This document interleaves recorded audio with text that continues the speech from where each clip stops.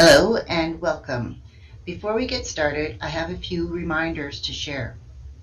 Interpretation can be selected by clicking the globe symbol option on the bottom of the screen, as shown on the slide, and selecting your preferred language. You are welcome to submit questions for our experts throughout the webinar. We will be taking questions using the question and answer function only.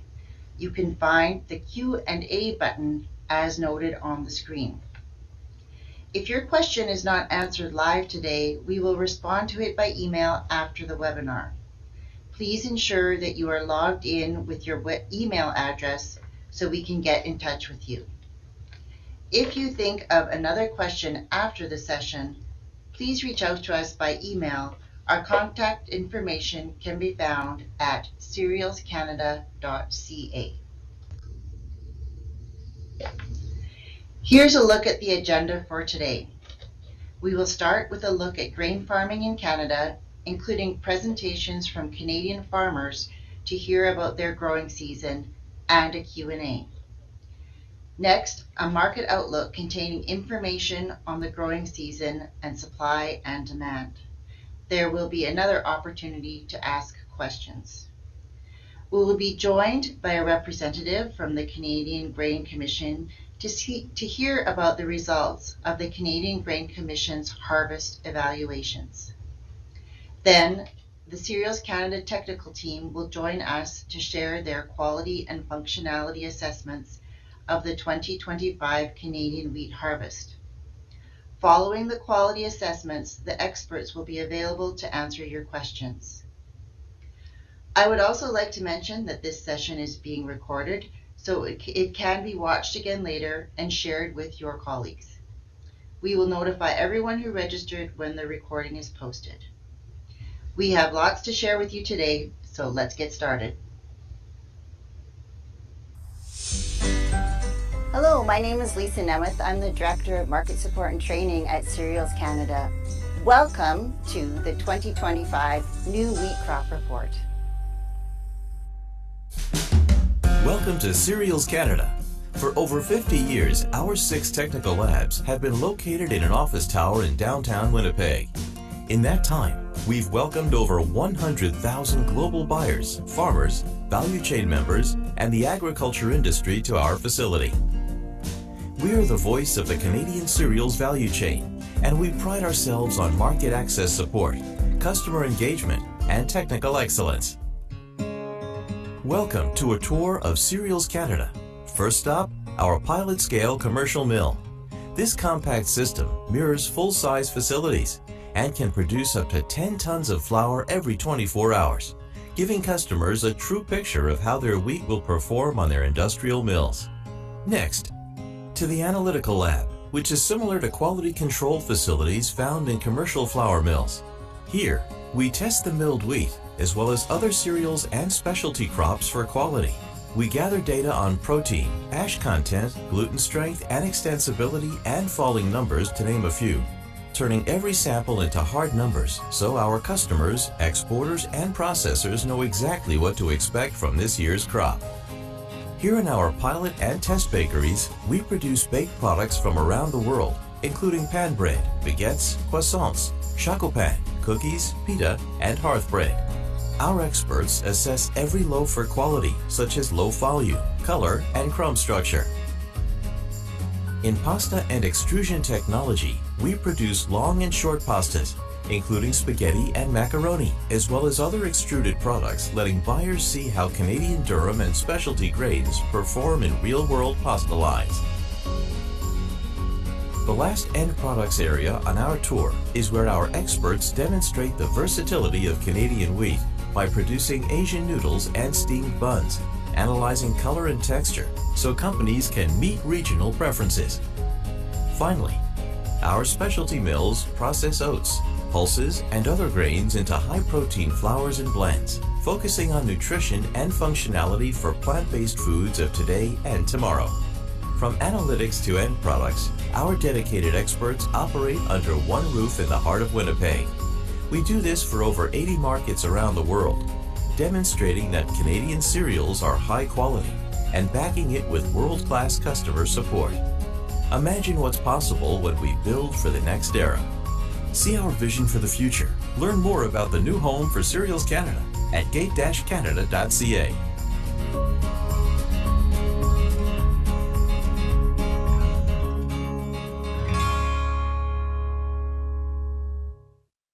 Hi everyone, I'm Dean Dias, CEO of Cereals Canada. We are a leading voice for the Canadian cereals industry and a trusted source of quality information when it comes to wheat, barley and oats. We work with our customers so that they are successful in using Canadian cereals in their end products by providing technical support, training, education and market support. Canada is globally known for its high quality wheat, barley, durum and oats, and I'm pleased to say this year we've had another successful crop. Today you'll hear about the 2025 wheat crop from our experts. Some of the wheat might already be reaching your mills or is probably on its way. Canada is on track to be the third largest wheat exporter in the world and also the #1 exporter of high quality, high protein wheat. In this year, which is 2025-2026 year, we are expected to export close to 27.4 million tons of wheat to 80 countries around the world, and some of them are your countries. So please enjoy the webinar. Thank you.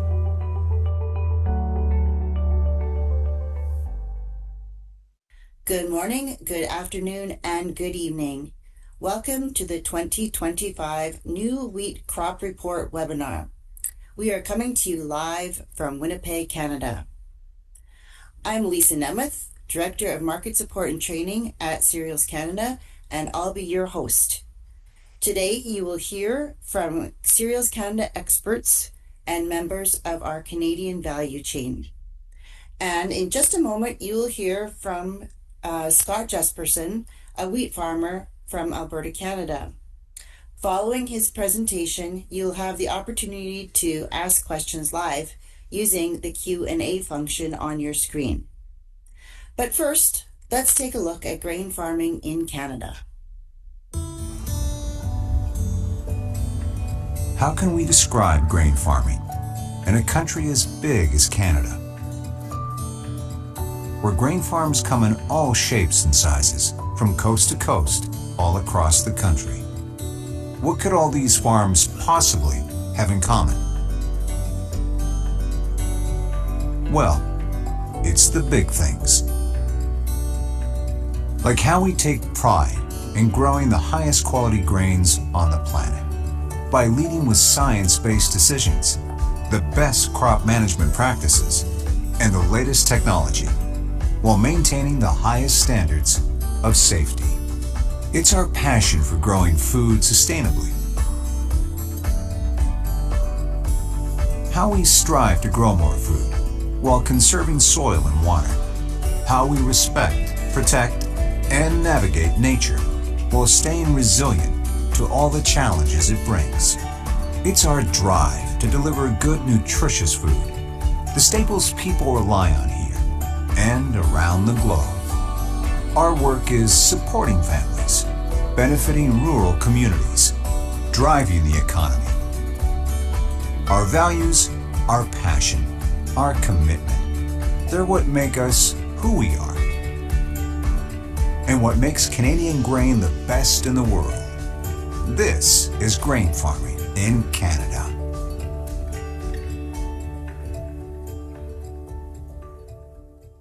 My name's Scott Jesperson. I farm with my son Ryan and my dad, and our farm's been in our family for just over 100 years.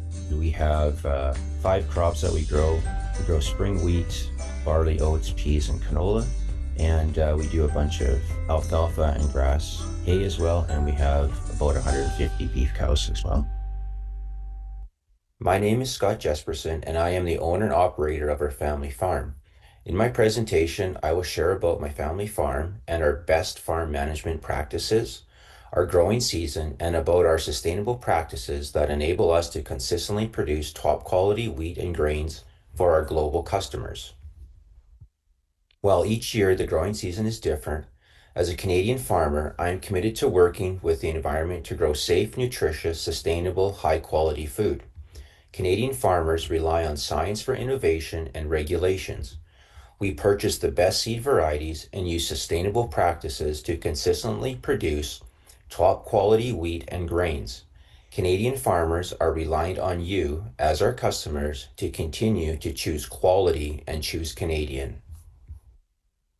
My family farm is called Blue Jay Farms Limited. Our farm is over 120 years old, started by my great-grandfather who emigrated from Denmark. I am a fourth-generation farmer. We were the first dairy farm in our area in 1949, but now run a mixed farm with 3,000 acres of cropland and 120 Black Angus cow-calf operation.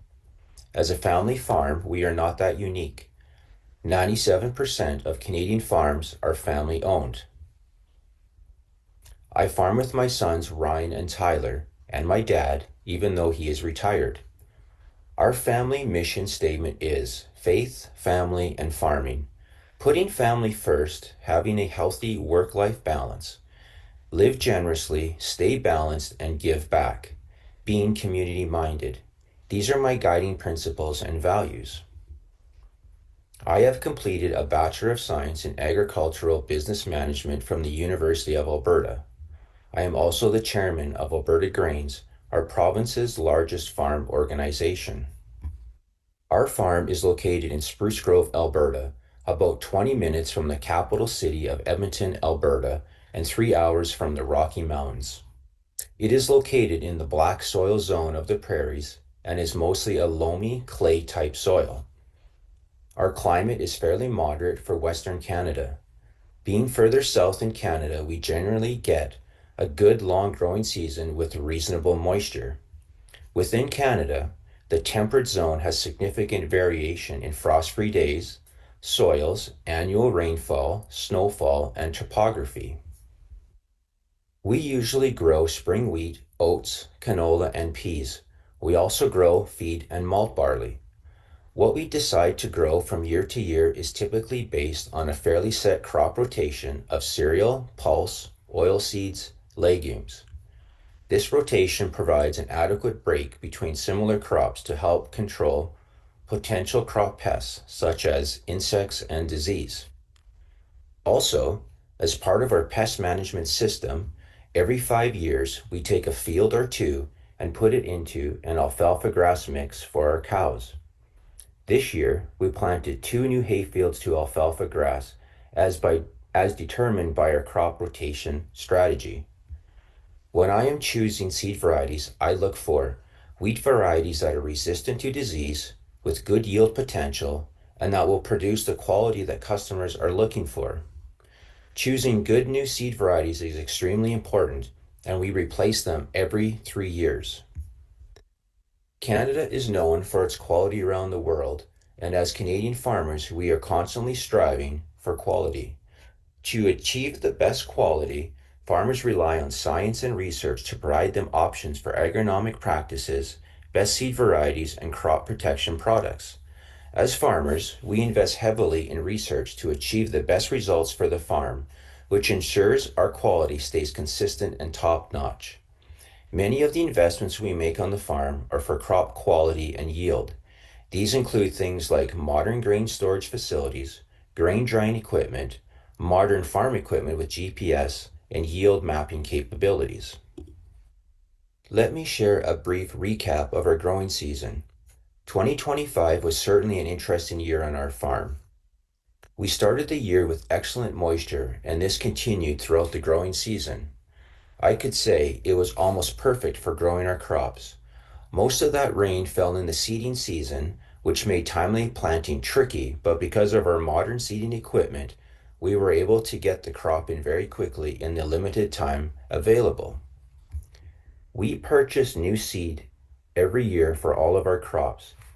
The decision of which seeds to purchase are usually made about 6 months prior to planting to ensure we get the exact varieties we want. Purchasing new seed every year ensures we stay up to date with the most current genetics, providing the latest in disease resistance, improved quality, and highest yield. We generally purchase our fertilizer about 6 months in advance of seeding when the price is lower, saving on crop input costs. In the spring, we load seed and fertilizer in separate compartments in our seeder and apply everything our crop needs in a single pass over the field. Fertilizer application rates are based on our field maps from the previous year and soil samples which are done by a local agronomist every year.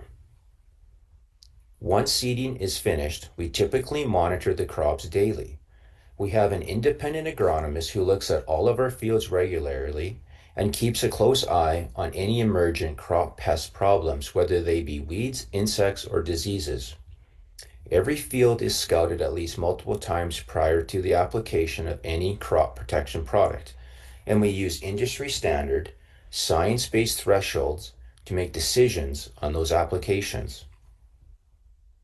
As the crop matures and we get closer to harvest, we usually start to scout more closely for diseases in the crop. If a significant crop disease in cereals is found, we will apply a fungicide to reduce and hopefully eliminate the severity of the disease. At harvest time, my son and I harvest a crop with one large John Deere X9 combine and two Kenworth grain trucks. We bring all the grain to our farmyard for storage or to be dried if necessary. We generally start to harvest the crop when it is just above what is considered dry. As always, we are constantly looking at the weather and try and harvest in dry conditions. We also have excellent modern storage bins on our farm with large aeration fans that help dry the crop after it is in the bin. The same fans also help maintain the condition of the grain and keep it free from insects or spoilage throughout the winter. These bins are accessible 12 months of the year, so we can haul grain anytime we are required or whenever the market conditions are favorable. Each farm is unique, from its soil to its moisture to its heat units. As a farmer, I select the crops I grow and the sustainable practice I use according to the conditions on my farm. The varieties of wheat seeds that I choose have the best outcomes for my farm and meet the quality standards of our Canadian system. We use seed varieties approved for use in Canada and approved in our markets. There are no GM wheat varieties grown in Canada. We do annual soil testing on each of our fields.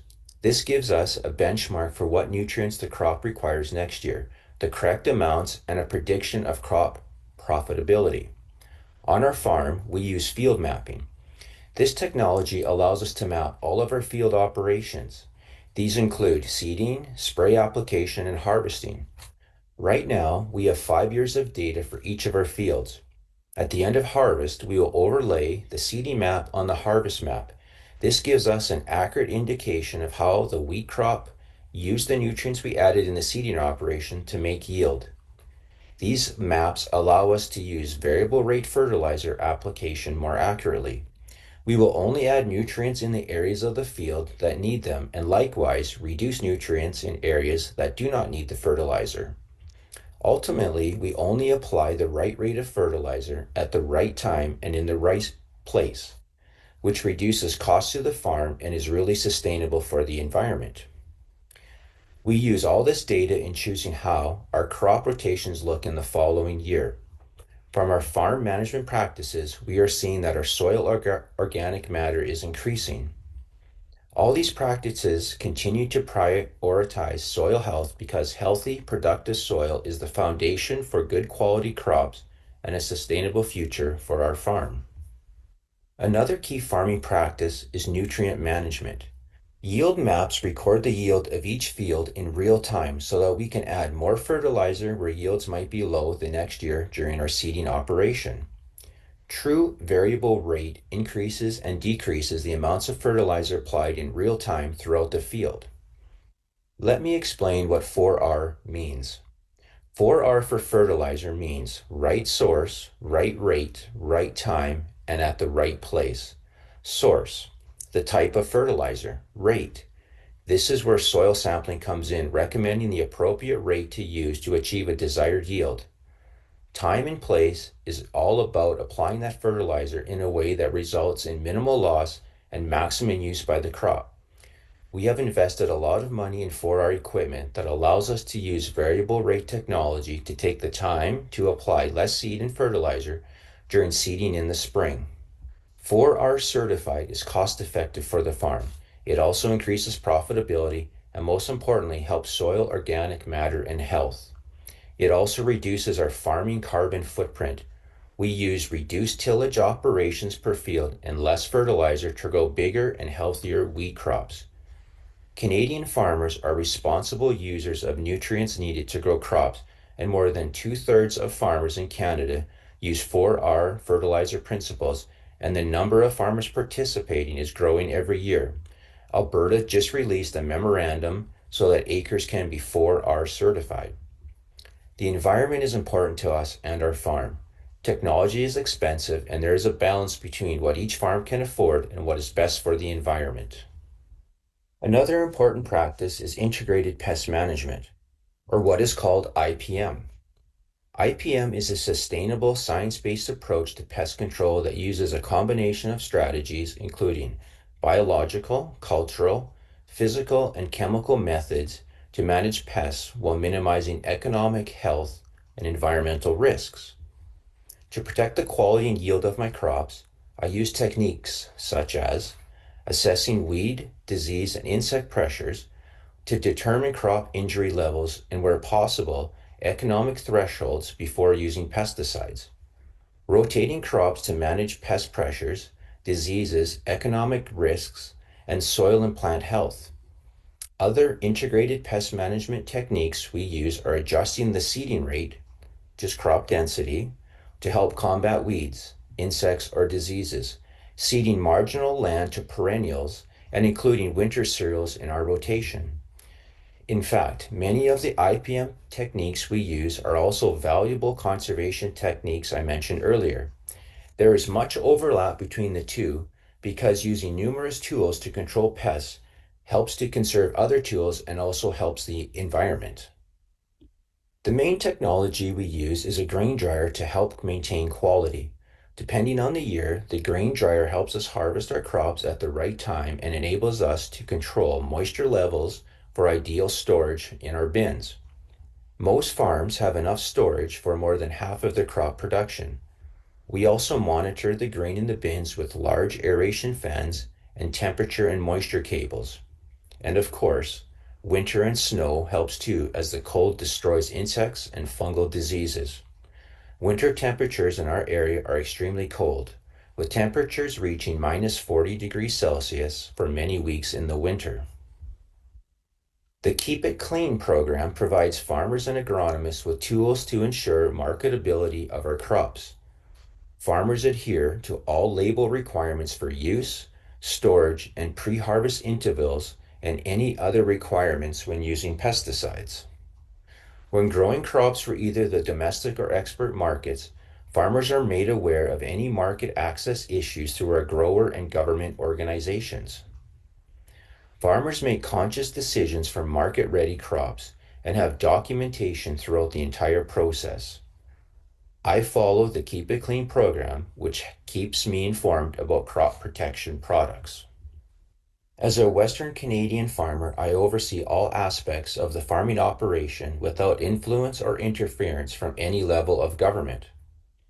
On our farm, we use science, research, and proven agronomic practices to guide our decisions. We also rely on a huge network of scientists and extension specialists, including those at Cereals Canada, who are funded by farmers to help us get the most out of our crop. We subscribe to satellite imagery.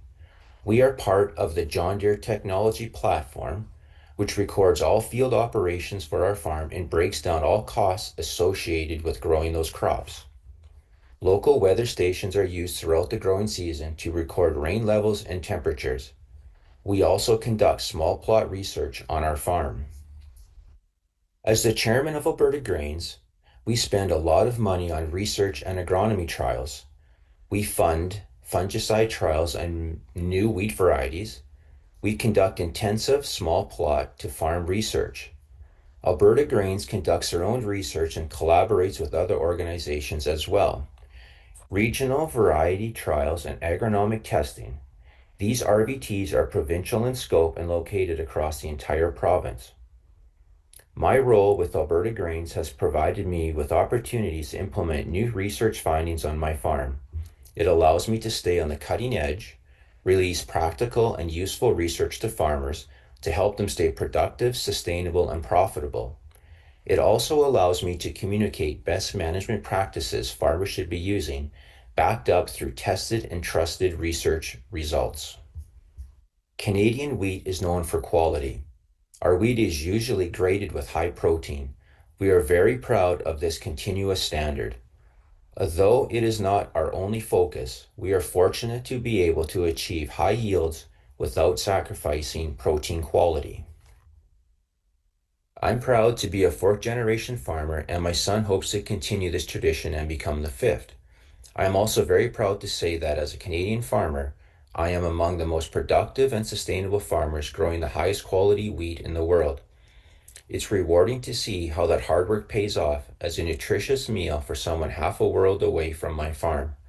On behalf of Canadian grain farmers, I want to thank you for listening to my presentation about grain farming in Canada and to learn more about my farming operation. Thank you.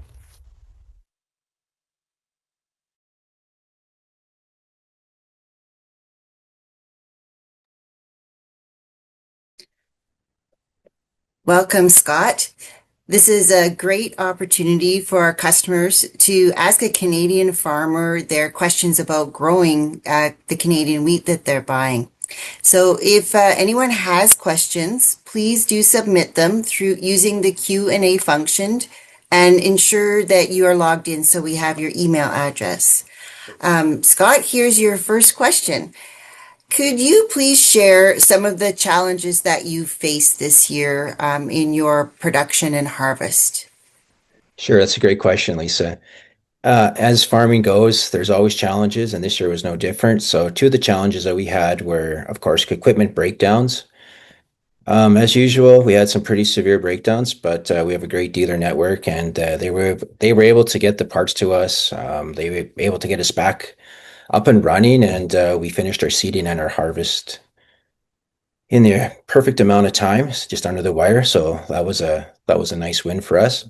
And another challenge that we had was our crop this year was quite a bit larger. We had a great crop. The yield was there. We had great quality, and we kind of underestimated the amount of bin space that we had. So instead of letting the crop be piled on the ground and spoil and let the weather spoil it, we invested in some large storage bins, and we're able to put that crop into the bin, and it's going to be of better quality for our customers around the world, and it allows us to get that good product out to our customers when the market calls for it. So there's a couple things that we had to figure out.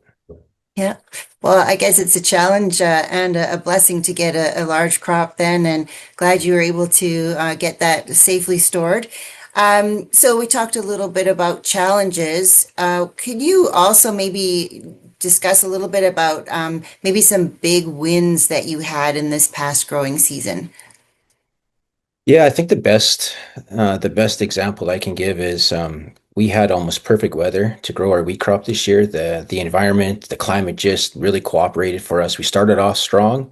We continued out throughout the entire growing season, and when it came time to harvest, like I said before, we had this really great crop of wheat and barley and other products that we were able to put in the bins, and it was of super good quality. We've had some stuff shipped already, and we know that the quality's there. So I think that was probably the one of the best opportunities or the best things that happened to the farm was just an absolute perfect year to grow this excellent crop. Well, yeah, that's great. And I'm sure the customers are glad to hear about that too. Um, Maybe I'll just ask you one more question, and that is, what innovations are you excited about implementing in the next few years? Maybe some new things that you haven't tried yet. Yeah, so in my presentation, we talked about the variable rate technology using the 4R method of fertilizer application. We've invested heavily in equipment that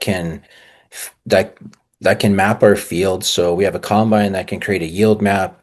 we can take that map and we can overlay it on our seeding operation. And once we have that data, as we apply fertilizer across the field, now we can put the right amount of fertilizer at the right spot in the field. So if the crop requires more,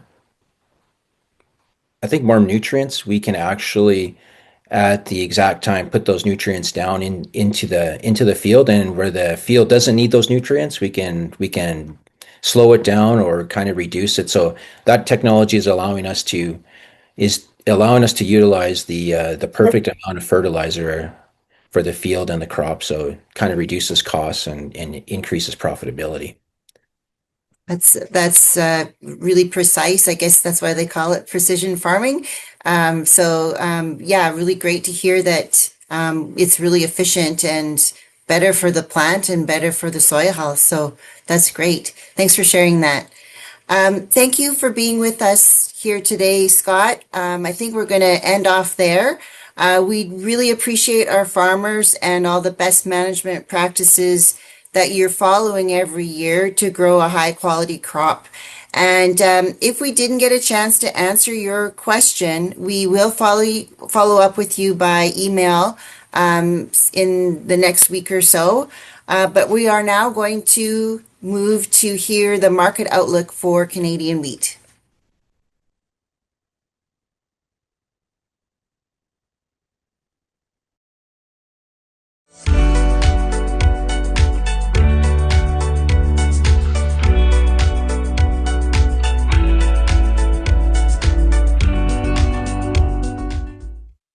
My name is Matilda van Achelen, and I am the Market and Trade Specialist at Cereals Canada.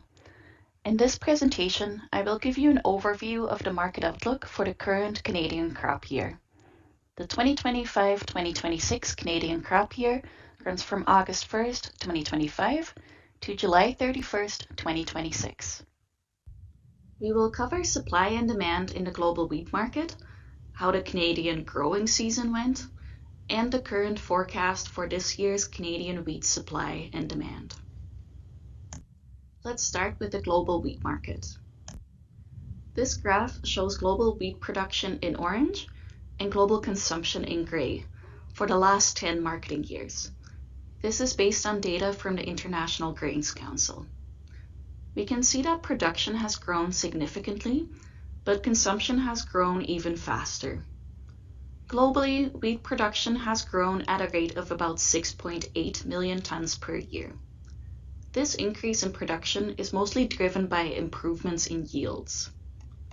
The global area where wheat is grown has fluctuated year by year, but the trend has been mostly flat. Average yields, on the other hand, have been on a sharp upward trend. This reflects innovations in agronomy and crop genetics, and the commitment of producers to good farming practices. On the demand side, the growth is even faster, at about 9 million tons per year. Wheat is a staple food around the world, and demand keeps increasing because of global trends like population growth, urbanization, and an expanding middle class. As more and more people live in cities and have busy lifestyles, there is a growing demand for staple foods that are ready to eat or easy to prepare. Wheat is the basis for many convenient staple foods, from bread and pasta to couscous, noodles, crackers, and biscuits. This table shows the global supply and demand data for all wheat for the current marketing year and the last 2 years. Last year, the global wheat harvest reached its second highest level on record, at 800 million tons. At the same time, global consumption reached a new peak at 807 million tons. Because consumption was higher than production, global wheat stocks decreased by the end of the year. We entered the current marketing year with the lowest beginning stocks in 8 years. However, this is expected to be more than offset by a new record level wheat crop of 827 million tons. Many key producers recorded larger harvests this growing season, including Canada, the United States, Russia, and Ukraine. The European Union even had one of its largest crops on record. Meanwhile, Australia and Argentina are also on track for a strong harvest. Because of the large expected production, total wheat supply is forecast to increase by almost 2%. Consumption is expected to increase strongly as well and could reach a new record level of 820 million tons. This is mostly due to the continuing rise in consumption of wheat-based food products, but it is also supported by large supplies. However, consumption would remain at a level below production, allowing ending stocks to expand this year. Let's look at durum wheat separately. Global durum production and consumption tend to fluctuate a bit more, but the long-term trend is steady. Globally, durum is grown in a much smaller area than non-durum wheat. Because of this, global durum production is more sensitive to the impact of local weather in key producing areas. In recent years, durum consumption has often exceeded production, causing a downward trend in global ending stocks.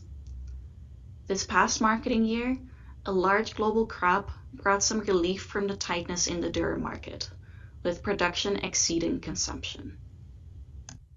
Last marketing year, we had a strong global durum crop of 36.4 million tons. Consumption was high as well, but remained below production at 35.7 million tons. Because of this, we entered the current marketing year with larger beginning stocks. This year, the IGC estimates that the global durum crop was the largest in 9 years, reaching 37.2 million tons.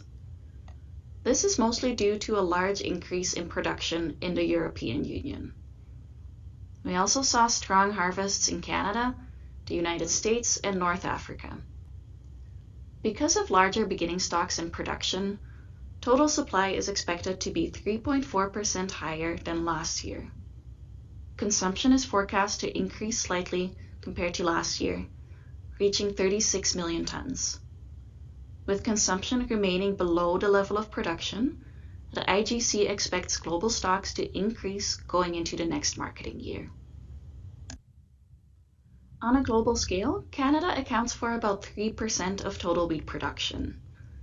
Canada's wheat production is fairly small compared to the world's largest producers, like China, the European Union, and India. Our hard-grit spring and durum wheats have lower yields than the winter wheats grown in other parts of the world. Canadian wheat is more of a specialty product on the world market. We account for a significantly larger share of global exports. About 12% of the wheat that is traded globally was grown in Canada. There is a strong demand for the specific quality characteristics of Canadian wheat. In terms of durum wheat, Canada is the second largest producer after the European Union. We account for about 15% of the world's durum production. However, Canada is by far the largest exporter of durum. We supply over half of the durum that is traded on the global market. We grow a lot more durum than what we consume domestically. On average, 91% of the durum wheat grown in Canada is exported. Now let's see where all of this wheat is going. This chart shows our 5-year average exports of non-durum wheat by destination. Overall, about half of our non-durum wheat exports go to Asian countries. China is our largest customer, and Indonesia and Japan usually complete the top 3. We have also seen a strong increase in exports to Latin America over the last decade. Colombia and Peru are our largest customers in the region, and together they make up about half of the Latin American market for Canadian non-durum wheat. Canadian wheat is known for its consistency and high quality. It can be used for many different applications, depending on the needs of each market. Canada Western Red Spring Wheat, or CWRS, is known around the world for its high protein levels, and is considered a premium wheat for processing into bread and other baked goods. For example, Japan is a very quality-conscious customer that primarily purchases Grade 1 CWRS for processing into high-end breads. CWRS is also used as an improver wheat that is blended with lower protein wheat from other origins. For example, in Bangladesh or Nigeria, millers blend CWRS with wheat from Europe or Russia to benefit from the gluten strength of CWRS while reducing overall production costs. Even a market like the United States, which produces more wheat than Canada, imports Canadian wheat for blending to get the desired processing qualities for their end products. The gluten quality of Canadian wheat is complementary to hard-red spring wheat from the United States. Canadian durum wheat is exported to all major durum-consuming countries in the world. Our main customers are located in the Mediterranean region, where pasta and couscous are staple foods. Canadian durum is especially valued in North African countries for couscous production because of its bright yellow color. In most other countries on the chart, durum is primarily processed into pasta. Italy is a large pasta producer and uses Canadian durum to blend with European durum and durum from other origins. The United States is also a large pasta producer, and they import Canadian durum to supplement their own durum production. Japan prefers Canadian durum for high-quality specialty pasta. Nigeria uses durum to blend with common wheat for pasta production. Peru is one of the largest pasta consumers in Latin America and remains our largest customer in the region. Now that we've situated Canada in the global context, let's move on to an overview of this year's Canadian growing season. This map shows where non-durum wheat is grown in Canada. The prairie provinces produce the bulk of our non-durum wheat, and about 10% is grown in eastern Canada. On average, over 90% of the non-durum wheat we produce is spring wheat. This is mostly grown in western Canada. Eastern Canada specializes in the production of soft winter wheat, which is planted in the fall and harvested the following summer. Production of durum wheat is concentrated on the prairies. Saskatchewan produces 81% of Canadian durum, and the remaining 19% is grown in Alberta. This visual shows a typical growing season for spring wheat and durum wheat in Western Canada.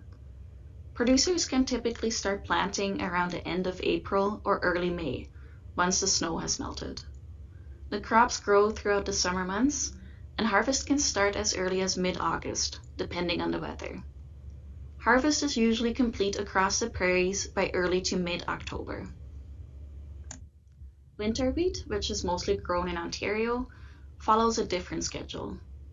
As you can see on this timeline, Ontario's winter wheat crop is typically planted in September and October. Following planting and establishment in the fall, the wheat crop pauses its growth over the cold winter months. When spring warmth returns, the wheat wakes up and starts growing quickly again. By early to mid-summer, around July, the wheat is ready for harvest. And when we reach October, planting has started for the next year. Let's look back at the beginning of the growing season. This chart shows the estimated seeded area by crop with data from Statistics Canada, our national statistics agency. When seeding was complete in June, Statistics Canada surveyed farmers to ask them about the areas they seeded by crop. Usually, there are small fluctuations in the area seeded to each crop year over year. It's important to keep in mind that Canadian farmers choose which crops they grow, and they typically grow different crops in rotations. Farmers decide what to plant based on the characteristics of their land, their local environment, and what they expect will be profitable. Despite these minor fluctuations, wheat is consistently the largest field crop grown in Canada. This reflects a strong demand for Canadian wheat on the global market. Based on this estimate, Canadian farmers planted nearly 8.3 million hectares of non-durum wheat this year, which is similar to last year. Most of this area consisted of spring wheat, and a smaller part was planted with winter wheat. Winter wheat is grown both on the prairies and in eastern Canada. The main class of winter wheat that is available for export is Canada Eastern Soft Red Winter Wheat, or CESRW, which is grown mostly in Ontario. This year, Ontario had an extended planting window that allowed for a larger seeded area. Ontario farmers seeded about 443,000 hectares of CESRW, nearly 18% more than last year and significantly more than average. In terms of durum wheat, the Canadian seeded area increased by 2.6% to over 2.6 million hectares. In addition to the seeded area, the weather plays an important role in the forecast for production.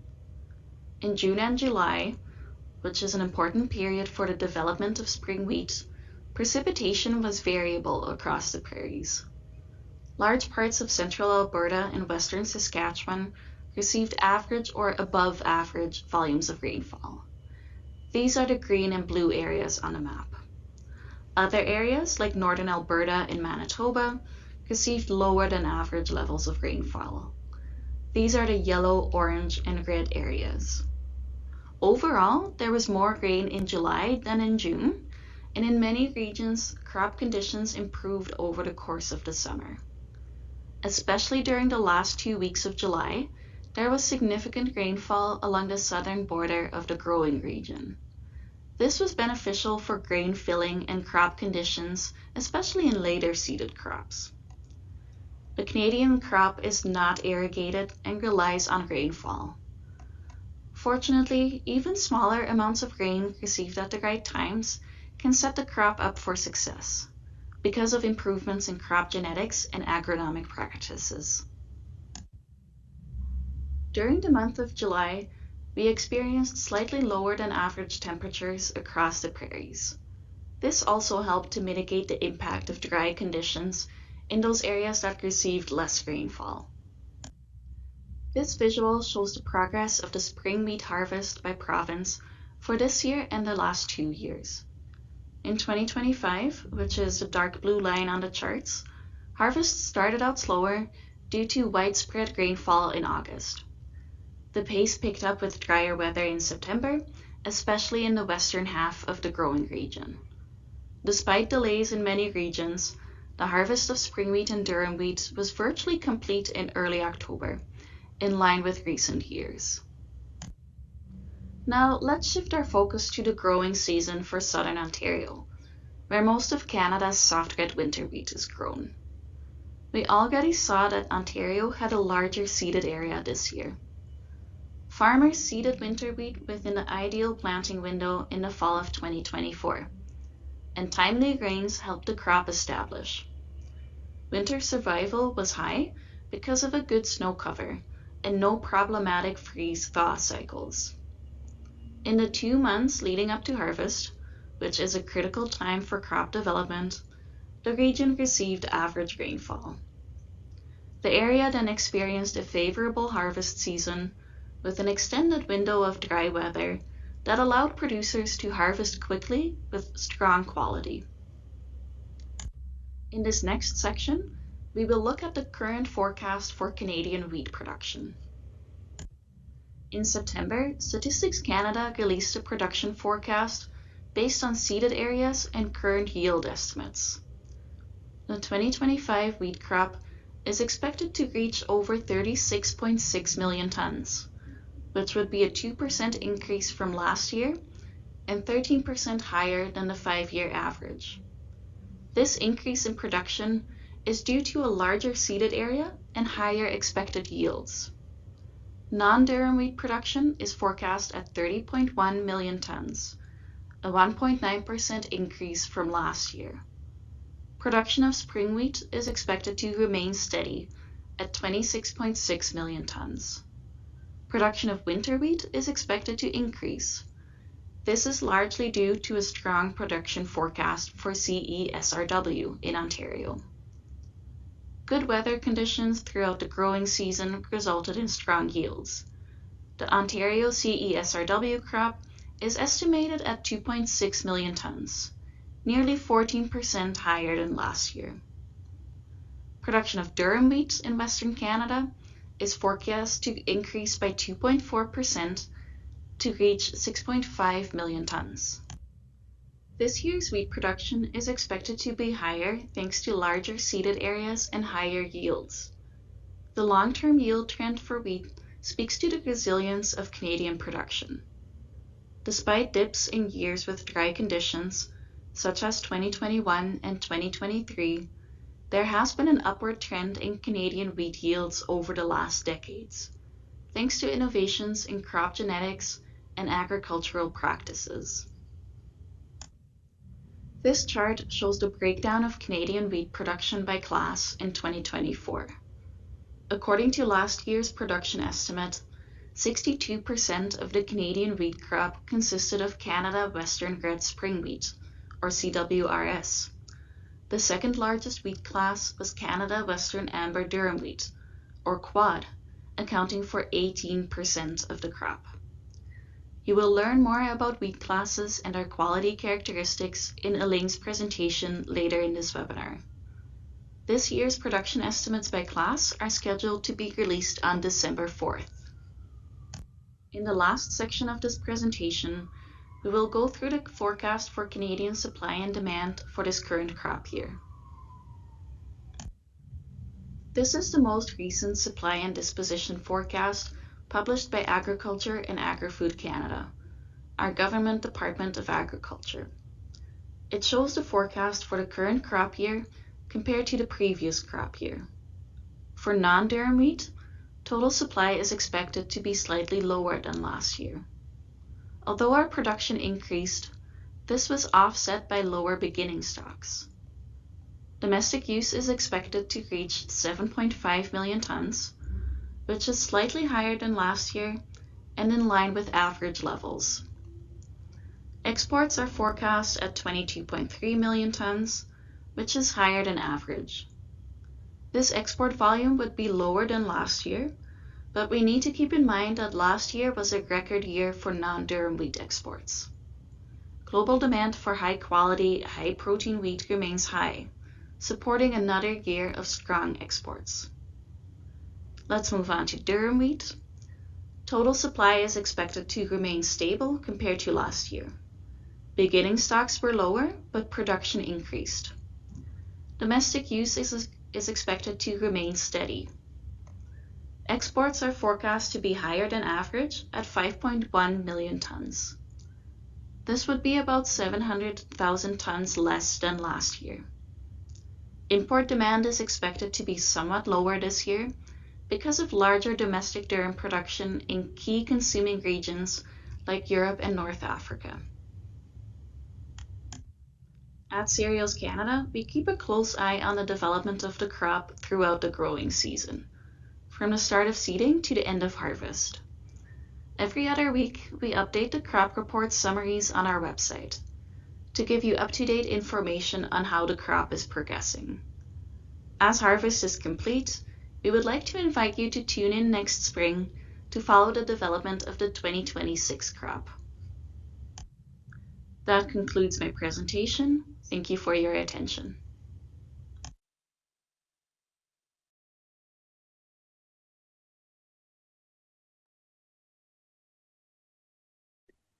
Thank you, Matilda, for your presentation.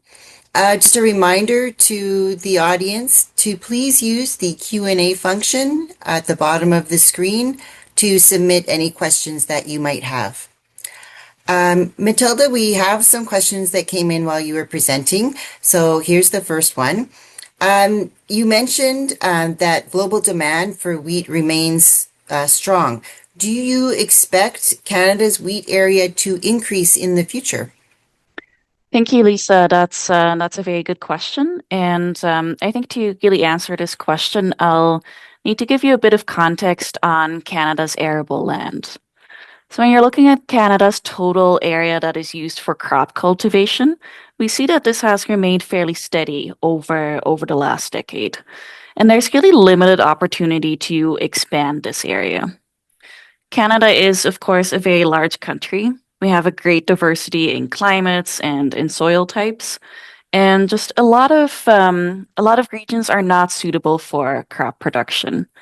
To name an example of this, the northern areas in Canada, experience very low temperatures and also very short growing seasons. And meanwhile, in eastern Ontario, a large area is taken up by what is called the Canadian Shield, and this area has very rocky soil that is not suitable for crop production. And even though the total area used for crop cultivation remains fairly steady, we do see that there are fluctuations year over year in terms of the seeded area by crop. And that's because a lot of farmers grow their crops in rotations. And that's something that Scott has also touched on earlier in this webinar. Many farmers will follow their rotations in established 3-year cycles, but farmers might also choose to favor crops that they think will be profitable in the year to come. And we've really seen that wheat is consistently the largest field crop grown in Canada. So that really shows that that wheat has remained a key crop for Canadian farmers, both in terms of agronomics and economics, and we certainly expect that to continue. Thank you for that, Matilda. I have another question for you. We are in a bit of an uncertain trade environment, very much so experiencing it this year. And have you noticed an effect on Canadian wheat exports? That's a great question. So it's important to keep in mind that Canada exports wheat to over 80 countries around the world. We have key customers on every continent. So even though we do see year over year that the breakdown of where we export our wheat to can vary, can fluctuate year over year, overall our wheat demand remains very strong. We consistently export a lot more than what we consume domestically. And demand remains consistently strong because our wheat is really a specialty product on the global markets because of its quality characteristics. It's sought out by millers around the world for specific characteristics that are ideal for certain end products. And you will hear much more about this in the later presentations in this webinar. So demand remains strong, and in fact, last crop year, from August 2024 through July 2025, we saw a record volume of non-durum wheat exports. In the first 3 months of this current crop year, starting in August 2025, we've seen that the export pace has actually been faster than during the same period last year. So at this point, we're certainly on track for another year of strong exports. That's good news to those listening to this. Thank you for that. And just one last quick question. Do you foresee any barriers in regards to shipping and transportation logistics this year? Yes, that's also a very good question. I would say at this point, we're not aware of any challenges to our export logistics system. Now, it can always happen in winter that we might see delays if there is heavy snowfall and if this affects our railroads in the mountains in Western Canada. Of course, this is quite difficult to predict. Now, we do have the advantage in Canada that we can export wheat both from the West Coast and the East Coast. So we can, in fact, adjust our shipping routes according to the circumstances. Another thing I should highlight is that we have seen significant investments in our exports infrastructure system over the last few years, from railroads to country elevators to port terminals. So that has helped to increase our capacity to move wheat efficiently to our customers around the globe. And that also has increased our capacity to mitigate any impacts from bottlenecks that might happen as a result of weather conditions. Great. Thank you, Matilda, for sharing all the information and your insight with us today. If you had a question for Matilda that did not get answered, we will follow up with you by email after the webinar. Thank you for having me, Lisa.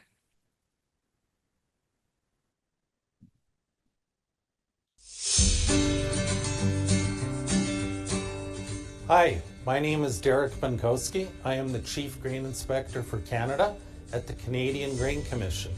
I am located at our head office in Winnipeg. I will be presenting on the Canadian Grain Commission new crop results and how Canadian wheat performed this year. Following the technical presentations, I will be on the panel available to take your questions. I'm happy to now present the 2025 Western Canadian Wheat Crop Quality Report. Today, I'm going to speak to you about our organization, the Canadian Grain Commission, and our core responsibilities. I'll touch on our harvest sample program and provide information on major wheat classes and varieties, grading factors, and protein levels in this year's crop.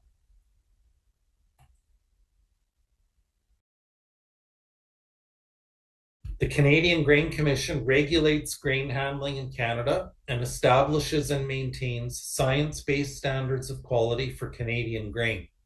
Our research, programs, and services help support Canada's reputation as a consistent and reliable source of high-quality grain. The Canadian Grain Commission works to deliver grain quality and quantity assurance programs for exports of Canadian grain, carry out scientific research to understand all aspects of grain quality and grain safety, establish and maintain Canada's science-based grain grading system, and to ensure producers receive fair compensation for their grain deliveries. The Harvest Sample Program is a long-standing program at the Canadian Grain Commission. It's been going on for over 100 years now. The CGC receives harvest samples directly from grain producers through this voluntary program. Producers receive a grade and quality information at no cost to them. The CGC uses the samples to assemble quality reports and to conduct research on grain quality and grain safety issues. This research not only ensures that grading factor tolerances reflect their impact on end-use functionality, but it also helps to make sure grading factors continue to reflect processing needs and to protect Canada's reputation as a reliable source of high-quality grain. The crop quality data, which will be presented to you shortly, is a product of these samples submitted to our harvest sample program. This quality data confirms Canada's ability to deliver consistent, high-quality grain from year to year. Now I'll share the statistics with you from the 2025 crop so far. We have graded just under 5,000 samples as of today, including 2,150 samples of wheat and durum. Typically, in a full year, we will receive around 10,000 samples across the 17 different grain types, including cereals, oilseeds, and pulses. We are still receiving samples daily, and we will continue to until we receive approximately 10,000. The first class I'll speak to you about is Canada Western Red Spring. This is by far the most predominant class of wheat grown and exported from Canada. When we look at the Canada Western Red Spring varieties that were grown this year, you will note that AAC Brandon is still the most popular variety being grown. It has approximately 22% of the acreage. 5 years ago, it occupied almost 40% of the acres, so there has been a steady downward trend in acreage of AAC Brandon. Wheatland, Starbuck, and Viewfield are the next most popular varieties, and you will also note that the newer varieties of Hockley and Hodge are also increasing in popularity with producers and gaining acreage as the acreage of Brandon goes down.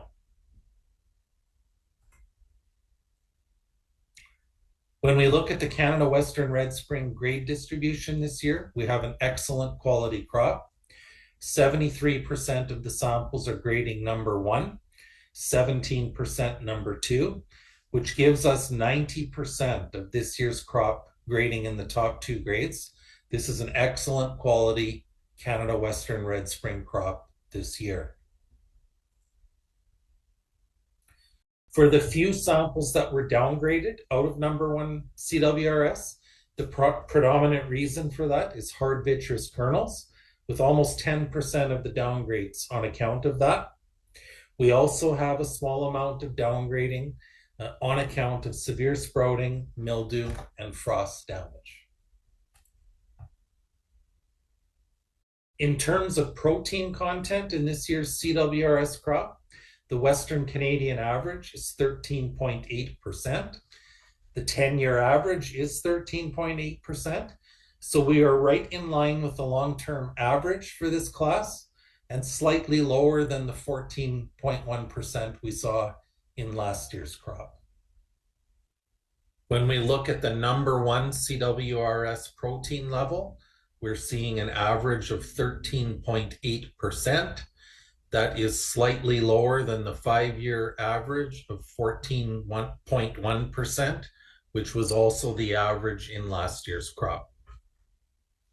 When we look at the number 2 Canada Western Red Spring protein, here we're at 13.6%, so it's slightly lower than the number 1 at 13.8. The 5-year average for number 2 is 13.6, so we are right in line with the long-term average on number 2 CWRS protein. Next, I will speak to you about Canada Western Amber Durum. This is the second most predominant class of wheat grown in Western Canada.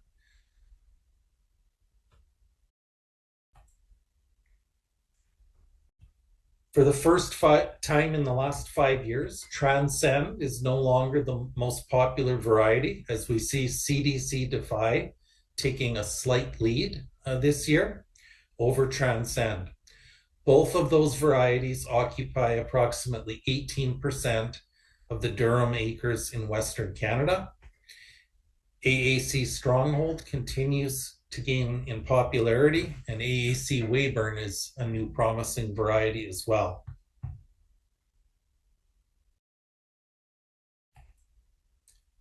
When we look at the grade distribution for the Amber Durum wheat this year, we are seeing 21% grading number 1, 23% number 2, and 36% number 3. So not nearly as high as what we saw in the Canada Western Red Spring, but there still is a very high amount of durum grading in the top 3 grades. When we look at grading factors for Canada Western Amber Durum, the most significant grading factor that we're seeing is severe midge damage. We're also seeing some samples being downgraded on account of mildew, severely sprouted, and fusarium damage. In terms of protein levels in the durum wheat crop this year, across all grades, we are seeing an average of 14.7%. The 10-year average is 14.4, so we're about 0.3 higher than the long-term average and about 0.6 higher than what we saw last year when it was at 15.3%. That concludes my presentation on this year's wheat crop quality. Thank you.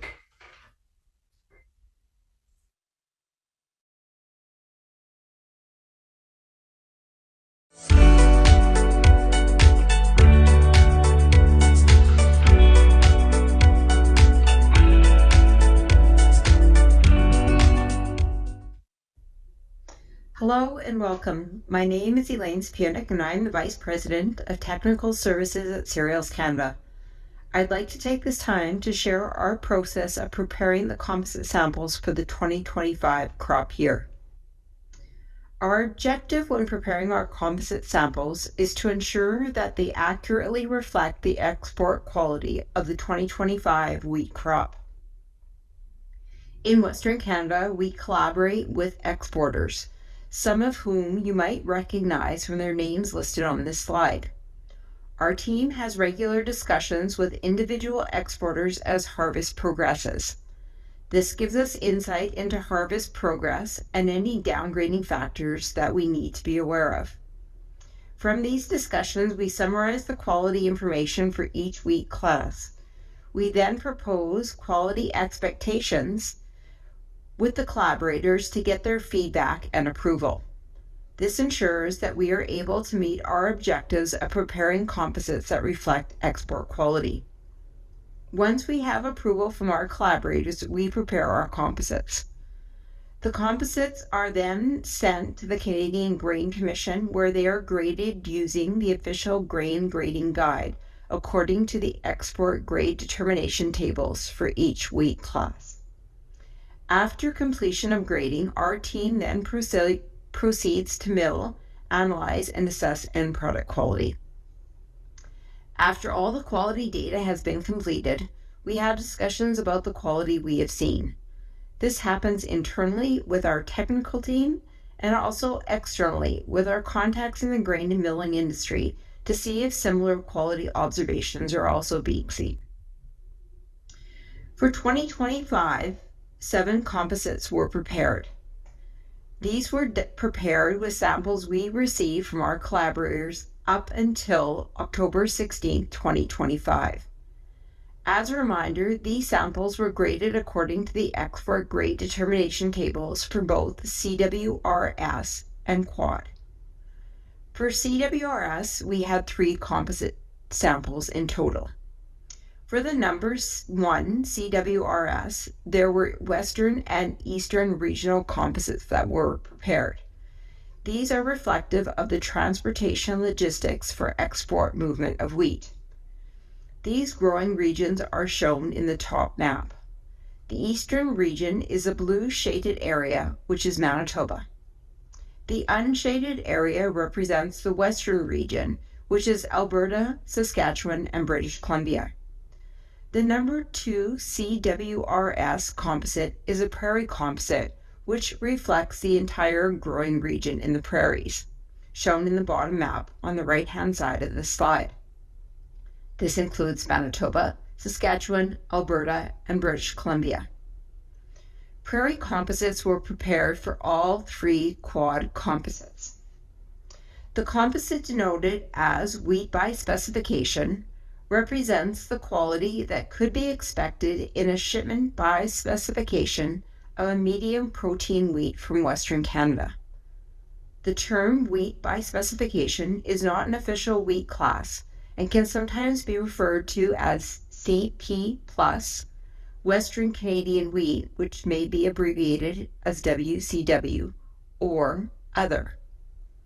Discussions regarding the quality expectations for wheat by specification are held between the exporter or seller and the buyer to determine specific quality specifications instead of utilizing grading standards. This may result in quality differences between customers. I hope this information helps you understand our process for preparing composite samples for Western Canada. The upcoming presentations will focus on the quality of each of these composite samples. Thank you.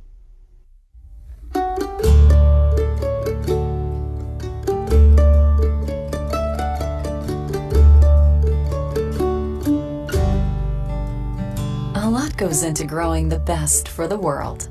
When it comes to Canadian wheat, it starts with a commitment to quality, latest technology, and generations of know-how. Here in the Canadian West, dedicated farmers throughout Alberta, Saskatchewan, and Manitoba sustainably grow the pride of the prairies, Canada Western Red Spring and Canada Prairie Spring Red.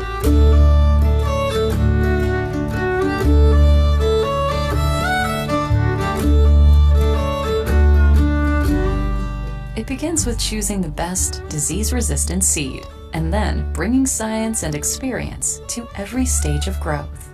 This helps to ensure Canada's crop meets the world's expectations for quality and consistency year after year. Communicating that quality to the world is the job of the Cereals Canada experts who will mill, analyze, bake, and assess the wheat at every harvest and through the year. Canada Western Red Spring, or CWRS, is a sought-after hard wheat with high protein content and high protein quality, making it an excellent choice for various end products including high-volume pan breads, hearth breads, and noodles. Known around the world as a reliable improver wheat, CWRS can be milled with lower quality wheats to improve the quality of flour and enhance the characteristics of baked goods.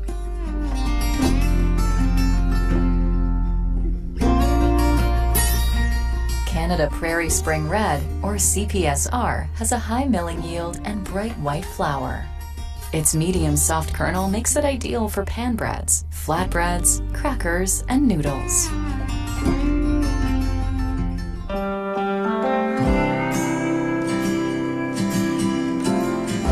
Grown throughout the West, Canada Western Red Spring is Canada's largest wheat class, accounting for 80% of Canada's wheat exports. For generations, farming families across the prairies have proudly grown their best for the world. Canada Western Red Spring and Canada Prairie Spring Red. You can see and taste the quality in every grain.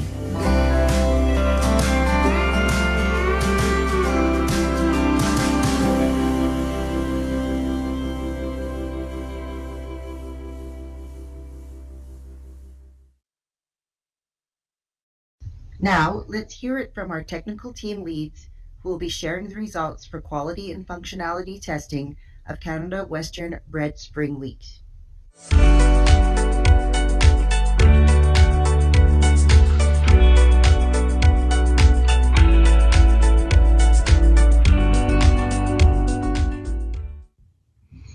Hello everyone, and thank you for tuning in to Cereals Canada's New Crop webinar.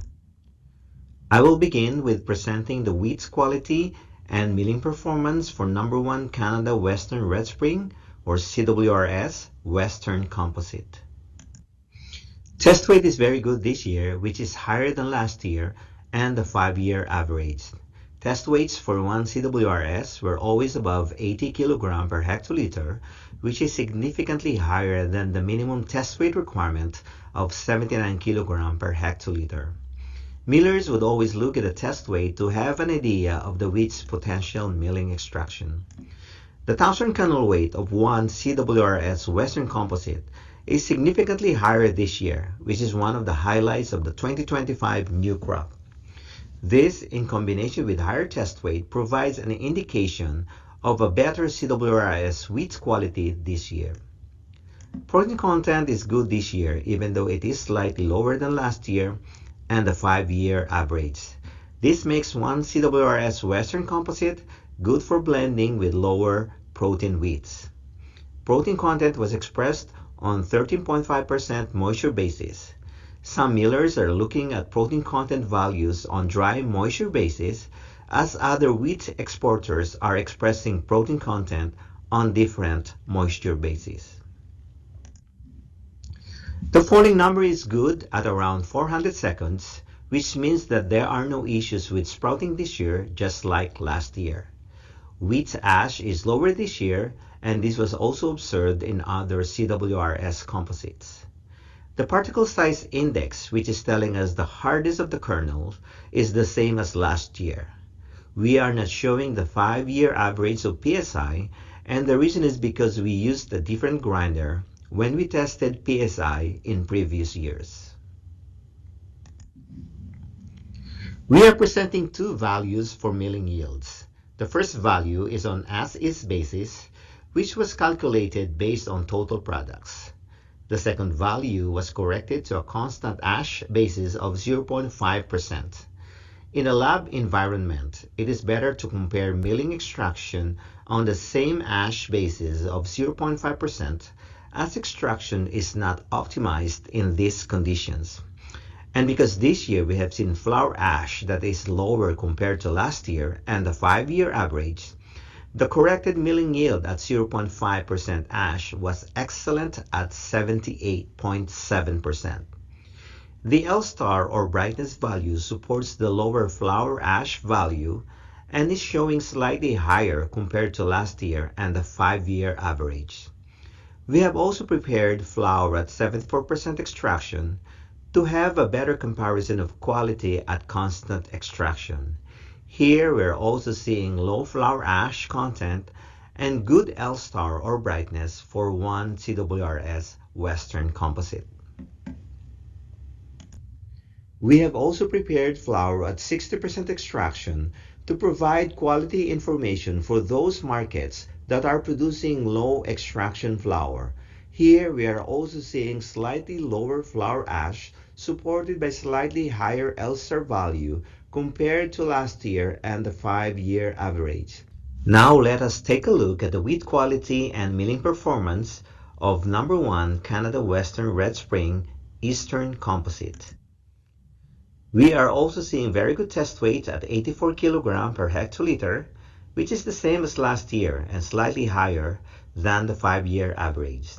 The 1,000 kernel weight is higher in 1 CWRS Eastern Composite as well when compared to last year and the 5-year average. The protein content is also good, which will give the millers the opportunity to produce many different flour products at different protein ranges or blend CWRS with lower protein wheats from other sources. We are also seeing good falling number for 1 CWRS Eastern Composite, which is similar to last year and the 5-year average, indicating that we don't have issues with sprouting this year. The wheat ash content is also lower compared to last year and the 5-year average. The particle size index is slightly higher this year for 1 CWRS Eastern Composite, indicating slightly softer kernels compared to last year. We have seen good milling yield on total product basis at 76.2%, which is slightly higher compared to last year and the 5-year average. The corrected milling yield at 0.5% ash is excellent at 79.7%, and this was due to lower flour ash this year. The L-star or brightness is agreeing with lower flour ash value and is slightly higher this year compared to last year and the 5-year average. Flour ash and L-star or brightness are showing better results at 74% compared to last year and the 5-year average. Now we will be looking at the wheat quality and milling performance for number 2 Canada Western Red Spring Prairie Composite. Test weight is very good at 82 kg per hectoliter, which is significantly higher compared to the minimum test weight requirement for number 2 CWRS at 77 kg per hectoliter. Similar to what was observed in 1 CWRS composites, the 1,000 kernel weight for the number 2 CWRS is higher compared to last year and the 5-year average. The protein content is good at 13.8%, which makes the number 2 CWRS ideal for blending with lower protein wheats. We are seeing good falling number, which is telling us that we do not have sprouting issues this year. The wheat ash content is lower compared to last year and the 5-year average. The particle size index for this year's number 2 CWRS composite is the same as last year. The milling yield for number 2 CWRS on total product basis is similar to last year and the 5-year average. Milling yield on constant ash basis of 0.5% is excellent and is slightly higher this year compared to last year and similar to the 5-year average. Flour ash is slightly lower than last year and is the same as the 5-year average. We are also seeing similar L-star or brightness this year compared to last year and the 5-year average. At 74% extraction, flour ash is lower this year compared to last year and the 5-year average. L-star or brightness is also slightly higher this year compared to last year and the 5-year average. Now I'm turning you over to my colleague Christina to present this year's flour quality data.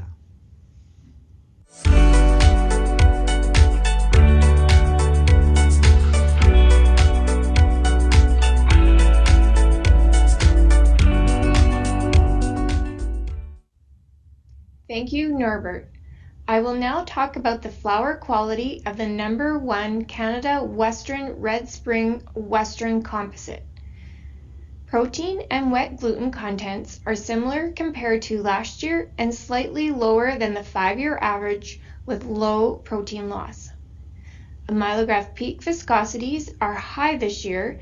These values agree with our falling number value and confirm there are no issues with excessive alpha amylase activity. Starch damage was measured using the STmatic and reported in UCD and are similar to last year and the 5-year average.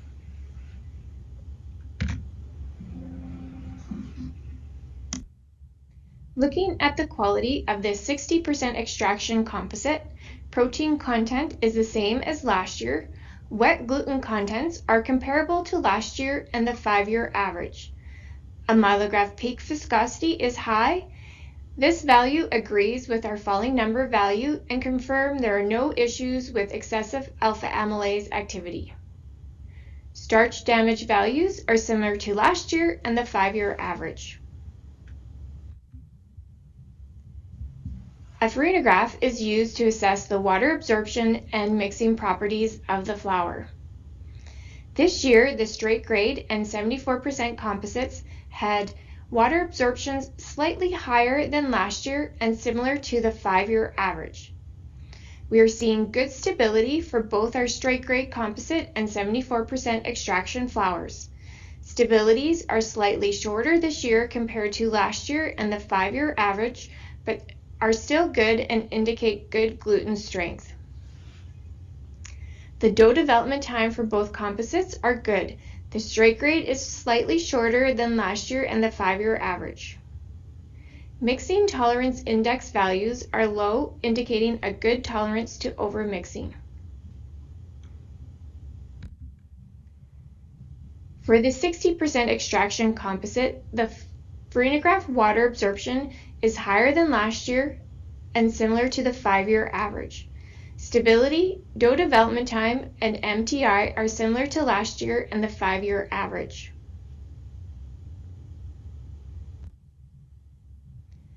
The extensograph is used to look at the dough performance, focusing on the strength and extensibility of the dough. This year's analysis of the straight grade composite shows a slight decrease in dough strength with a lower Rmax value compared to the previous crop year. However, it is similar to the 5-year average. A slight decrease in strength was also observed in the 74% extraction composite compared to last year and the 5-year average. Extensibility for both composites are similar to last year and the 5-year average.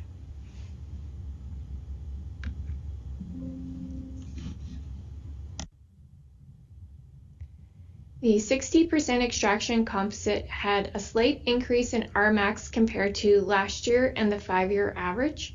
Similar extensibility was observed in the composite compared to last year and the 5-year average. Another method used to measure dough performance is the avilograph. Good tenacity was observed for both the straight grade and 74% composites, as indicated by the p-values. Both composite samples had short L values compared to last year and the 5-year average, but are within an acceptable range for this class. The P/L ratio is closer to 1 this year, indicating a good balance between strength and extensibility. Overall, we saw good gluten quality in both composites as indicated by the high W values. These values are lower than last year and the 5-year average. We will now look at the flour data for the number 1 Canada Western Red Spring E-string composite. Similar trends were observed to our number 1 CWRS Western composite. Protein and wet gluten contents are similar compared to last year and slightly lower than the 5-year average with low protein loss. Amylograph peak viscosities are high this year. These values agree with our falling number value and confirm there are no issues with excessive alpha amylase activity. Starch damage values reported as UCD are similar to last year and the 5-year average.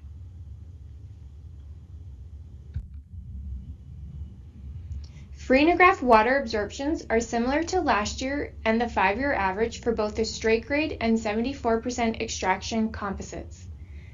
The straight grade composite had similar stability to last year and slightly lower compared to the 5-year average. The 74% extraction composite had a longer stability compared to last year, but similar to the 5-year average. The dough development time was slightly longer for the straight grade composite compared to last year, but similar to the 5-year average. The 74% extraction composite had similar dough development time compared to last year and the 5-year average. Mixing tolerance index values are low, indicating a good tolerance to overmixing. The extensograph data for the number 1 Eastern composite shows an increase in strength for both the straight grade and 74% extraction composites compared to last year and the 5-year average. The extensibilities are comparable to last year and the 5-year average for both composites. For the evilograph data, the number 1 CWRS Eastern composite had similar trends to the number 1 CWRS Western composite. Good tenacity was observed for both the straight grade and 74% extraction composites, as indicated by the p-values. We saw shorter L values for both composites, but still within the acceptable range for this class. The P over L ratio is close to 1, indicating a good balance between strength and extensibility.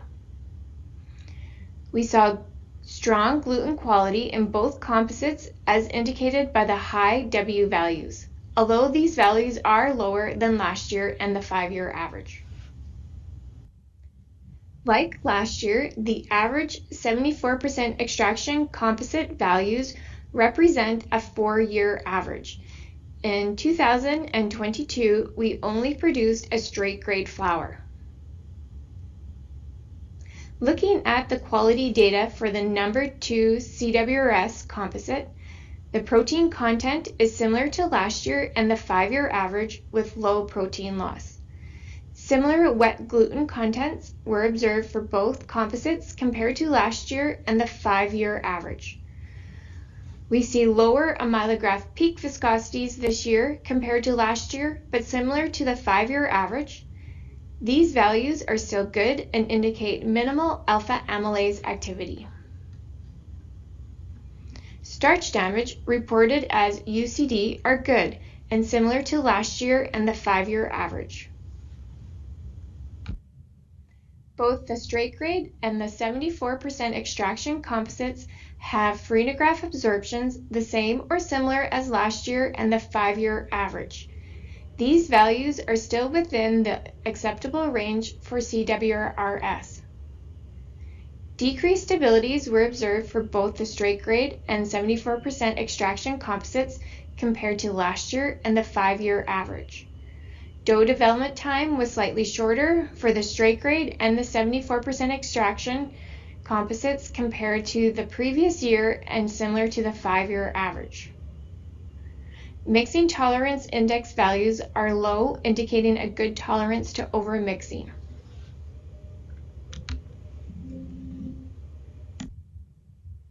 This year's analysis of the straight grade and 74% extraction composites show a decrease in dough strength with a lower Rmax value compared to the previous crop. Increased extensibility was seen for both composite samples compared to last year and are similar to the 5-year average. The number 2 CWRS composite has similar evilograph trends to the number 1 CWRS composites. We see comparable p-values to the previous crop year and 5-year average for both the straight grade and the 74% extraction composites, indicating good tenacity. L values are lower this year compared to last year, but are similar to the 5-year average. The P/L values are good, indicating a good balance of strength and extensibility. Although the W values are lower than last year and the 5-year average, they still indicate good overall gluten strength in the composites. Lindsay will now discuss the processing quality CWRS composite.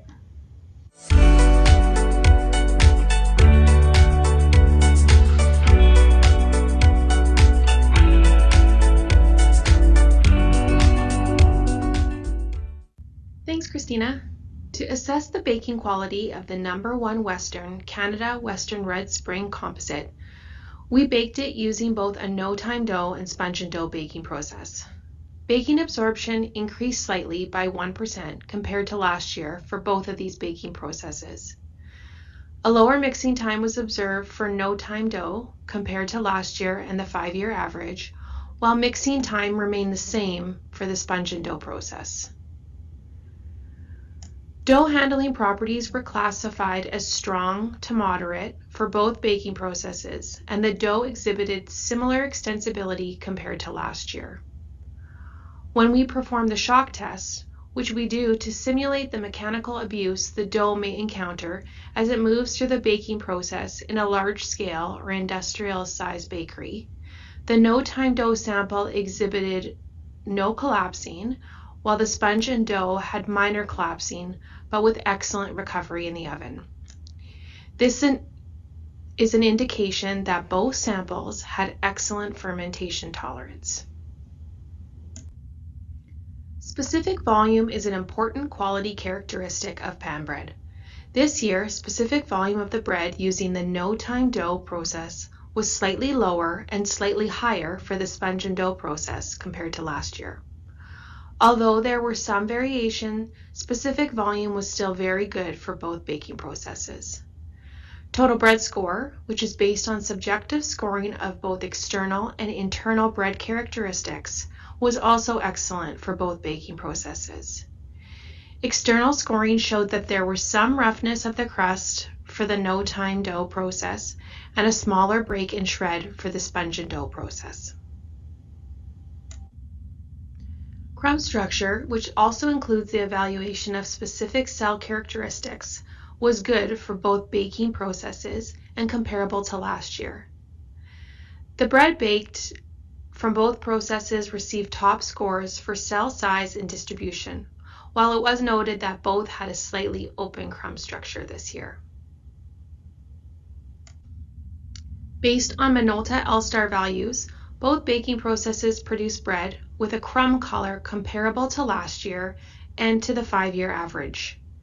During subjective scoring, it was noted that the bread produced from the no-time dough process had creamy tones.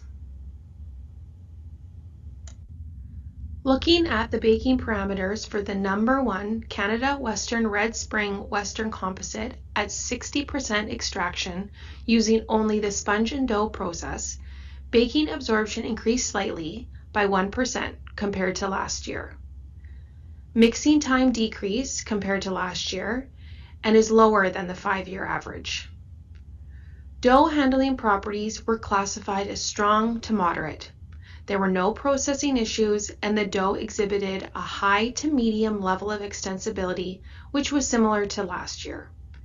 There was some minor collapsing when shocked, with acceptable recovery in the oven. The specific volume was very good and slightly higher than last year. Total bread score was excellent. A slightly smaller break and shred was noted on the bread this year when evaluating external characteristics. Compared to the 2024 composite, there were no changes in crumb color as indicated by Minolta L-star values. Crumb structure was very good and comparable to last year, receiving top scores for cell size, shape, and distribution. For the No. 1 Canada Western Red Spring Western Composite, fresh yellow alkaline noodles and white salted noodles were produced using flours that were milled to both a 74% and 60% extraction. When we talk about color for fresh yellow alkaline noodles, we're focusing on L-star values, which measure noodle brightness, and B-star values, which is an indication of yellowness. The fresh yellow alkaline noodles at 74% extraction exhibited very good color properties that were comparable to last year, as well as the 5-year average. Textural properties, or more specifically noodle firmness, is referred to as maximum cutting stress. Despite having a similar protein content as last year, maximum cutting stress was lower this year compared to last year, but still good and within the acceptable range for this wheat class. For fresh white salted noodles, we pay close attention to the L-star values, which are a measure of lightness, which is perceived as brightness. This composite produced noodles with a desirable bright appearance. L-star values were slightly higher than last year and higher than the 5-year average.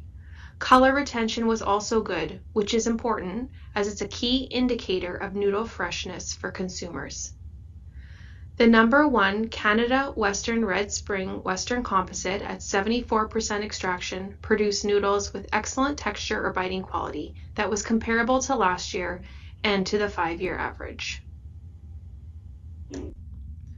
When evaluating the fresh yellow alkaline noodles made with the number 1 Canada Western Red Spring Western Composite milled to 60% extraction, there was an increase in L-star values compared to last year. The L-star value was also higher than the 5-year average. The B-star value was comparable to last year's composite and to the 5-year average. This composite also produced noodles with good color retention properties. The maximum cutting stress was slightly lower than last year and to the 5-year average, but still acceptable for this wheat class. This composite, milled to 60% extraction, produced fresh white salted noodles with a desirable bright appearance. L-star was higher this year compared to last year and to the 5-year average. This composite also exhibited acceptable color retention properties. Maximum cutting stress was comparable to last year and to the 5-year average. Here are the baking parameters for the number 1 Canada Western Red Spring Eastern Composite for both the no-time dough and sponge and dough baking processes. Baking absorption increased by 1% for both processes compared to what we saw last year. Mixing time decreased slightly for no-time dough compared to last year and the 5-year average, and increased slightly for the sponge and dough process. For no-time dough, dough handling properties were classified as strong, but the dough was slightly more extensible than what was observed in 2024. The sample exhibited good fermentation tolerance as there were no signs of collapsing when the sample was shocked.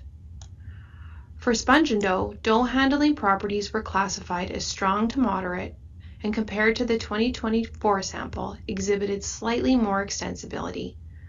When shocked, there was noticeable collapsing of the dough, but it had good recovery in the oven, indicating good fermentation tolerance. The no-time dough baking process produced bread with an excellent specific volume, which was higher than last year and higher than the 5-year average. The sponge and dough process produced bread with a very good specific volume, the same as last year and comparable to the 5-year average. Total bread score was excellent for both baking processes. Bread produced using the no-time dough process received perfect scores for external characteristics, while the bread produced using the sponge and dough process received reduced scores on account of a slightly unsymmetrical loaf, some roughness on the crust, and a slightly smaller break-in shred. Here we have images to show the crumb structure for both baking processes. In the no-time dough process, top scores were given for specific cell characteristics, such as distribution, shape, and size. The sponge and dough process also produced bread with top scores in crumb structure, cell distribution, and cell size. When evaluating crumb color, Minolta L-star values were comparable to last year for the no-time dough process and higher for the sponge and dough process. Subjective scoring also noted that this composite produced a bright white crumb for both baking processes. For the Canada Western Red Spring No. 1 Eastern Composite, noodles were made with flour milled to a 74% extraction. For the fresh yellow alkaline noodles, there was an increase in L-star and B-star values compared to last year, and they are slightly higher than the 5-year average. Along with improved color, these noodles also exhibited very good color retention. Maximum cutting stress was comparable to last year as well as to the 5-year average.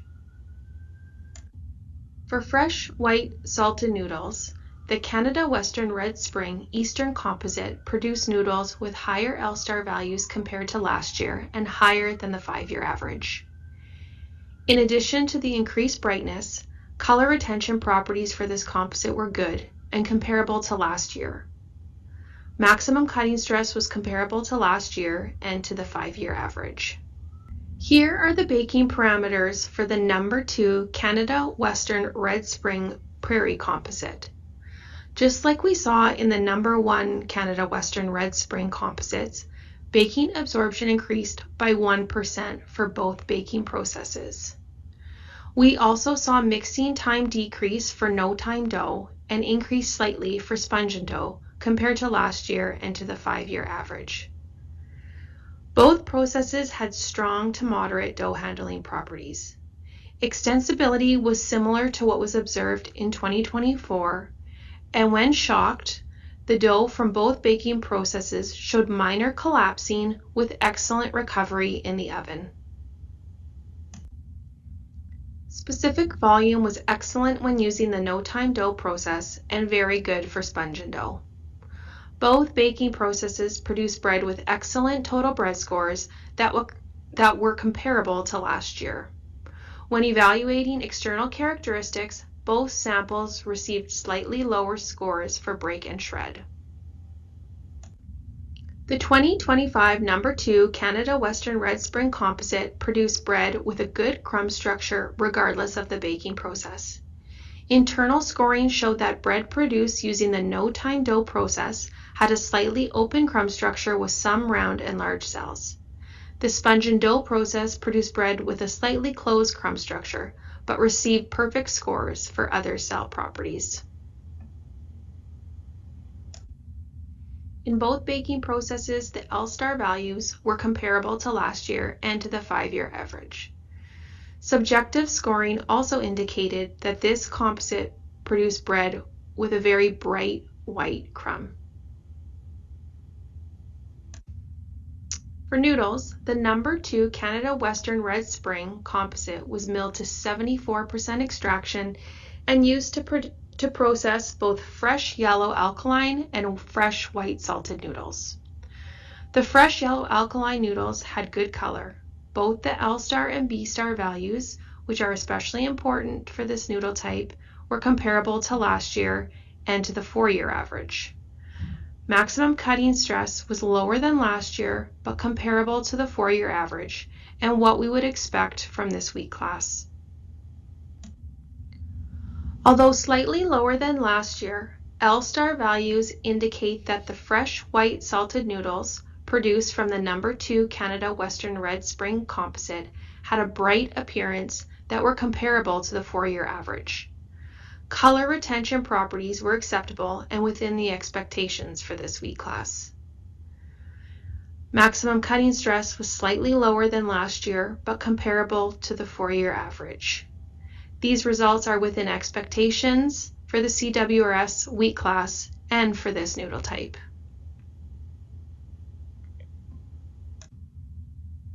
Overall, the 2025 Canada Western Red Spring crop has demonstrated consistent quality which Canadian wheat is known for. This year, Canada Western Red Spring has high test weights and excellent thousand kernel weight, which in turn has resulted in good milling yields. Flour quality results show good stability and a balance of strength and extensibility. This has resulted in the production of very good quality bread and good color and texture in both fresh yellow alkaline and fresh white salted noodles.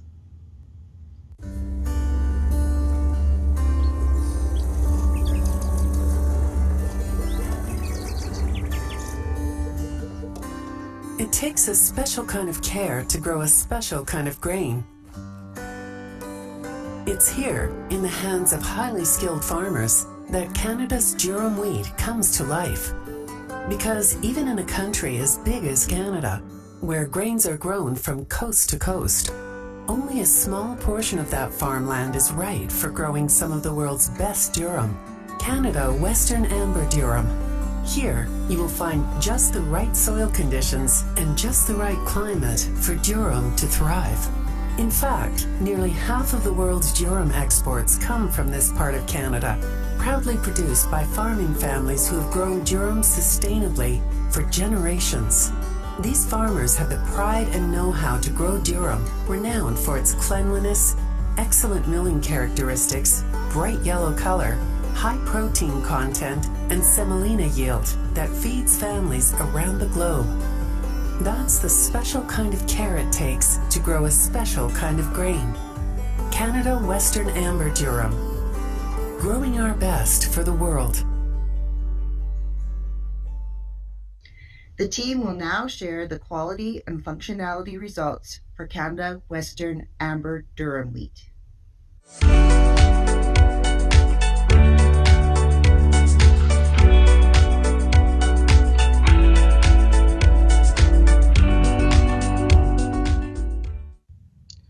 Hello everyone. Again, thank you for taking your time to tune in to our new crop webinar. I will be presenting the wheat quality and milling performance data for Canada Western Amber Durum or CWAD new crop. This year, we are providing information for number 1, number 2, and number 3 CWAD composites. We are seeing good test weights for all composites, which are all higher than 80 kg per hectoliter. The 1,000 kernel weights are higher in all grades this year compared to last year and the 5-year average. The HVK or hard vitreous kernels on all composites are good and are significantly higher than the minimum requirements for number 1, number 2, and number 3 CWAD composites at 80%, 60%, and 40% respectively. High HVK has an impact in CWAD's milling characteristics as it helps the millers produce coarser semolina with consistent particle size and less residual flour. The protein contents are good, which are all above 14%.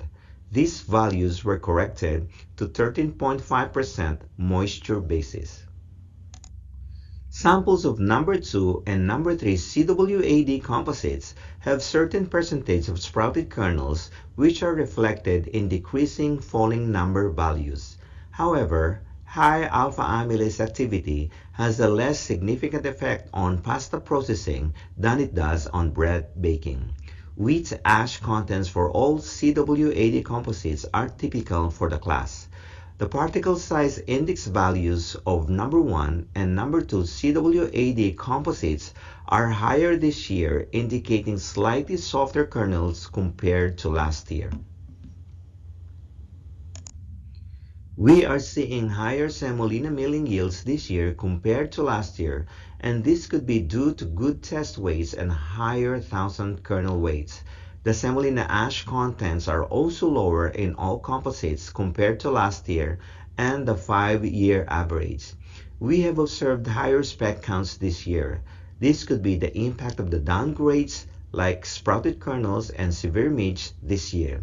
The other factor that could have contributed to higher spec counts this year is the bigger kernel size of the composites, which were milled in a fixed roll gap setting, resulting to more aggressive grinding. This can be managed by monitoring break releases in your commercial mills. Next, let us hear the CWAD's analytical data from my colleague Christina.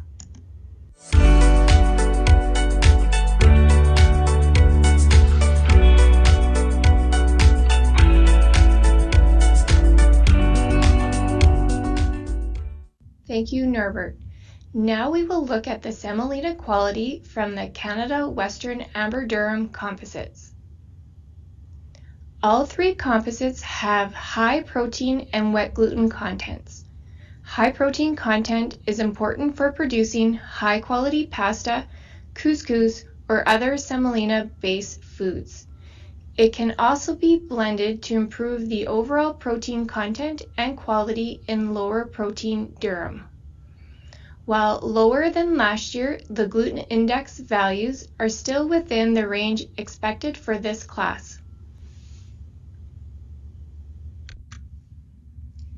Canadian durum wheat is known for its ability to produce bright yellow semolina, a key characteristic highly valued by industry. In the current year's crop assessment, all three composites have demonstrated yellow pigment levels and B-star values slightly lower than the previous year and the 5-year average. However, these values are still good and will produce end products with good yellow color. The Avila graph is used to evaluate the gluten characteristics of the semolina. All three composites have good tenacity, as indicated by the p-value, and are similar to last year and the 5-year average. We see slightly less extensibility this year in our composites compared to last year. However, they are similar to the 5-year average. P over L is similar for all three composites, indicating a good balance between strength and extensibility. Although the W values are lower for all three composites this year, they are within an acceptable range, indicating the composites have sufficient gluten strength for processing and producing high-quality end products. The balanced gluten properties of Canadian durum allow it to be used in a wide range of end products. These properties provide the strength required for shape retention and cooking quality in dried pasta, the extensibility needed for fresh pasta, proper hydration for couscous, and contributes to the structure and texture of durum bread products. Lindsay is next to share the pasta results.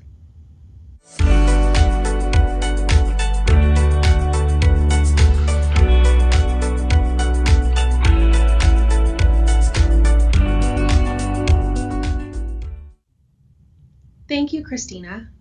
For the number 1 Canada Western Amber Durum composite, the B-star value, which again is an indication of yellowness, and L-star value, an indication of brightness, were very good and comparable to the number 1 composite from last year, as well as to the 5-year average.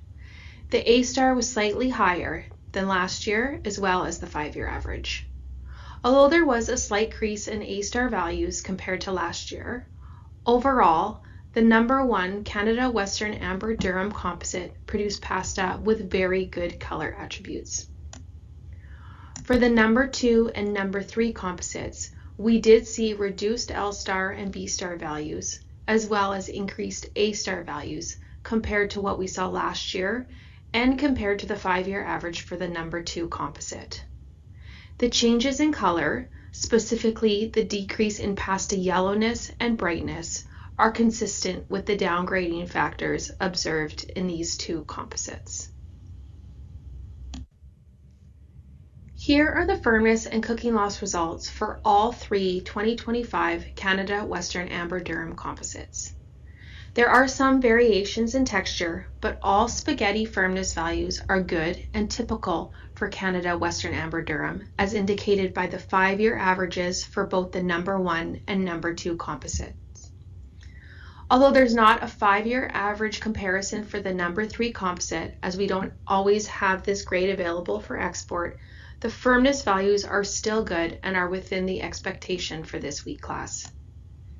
As Christina previously mentioned, the 2025 Canada Western Amber Durum composites all have good quality protein with balanced gluten properties, which resulted in excellent cooking quality as indicated by the cooking loss.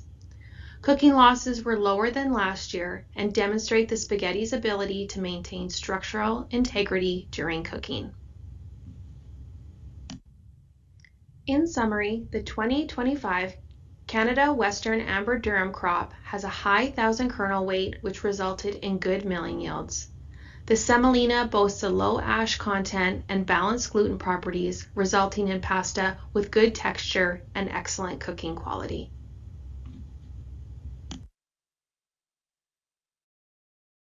The team will now share the quality and functionality results for wheat by specification.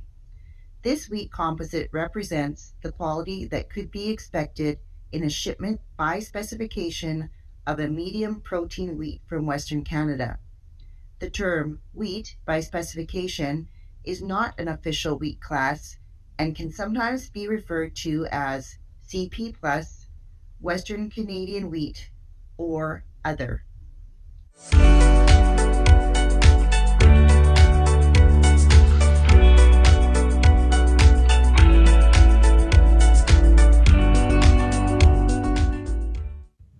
Hello everyone, thank you for taking the time to tune in to 2025 Cereals Canada New Crop webinar.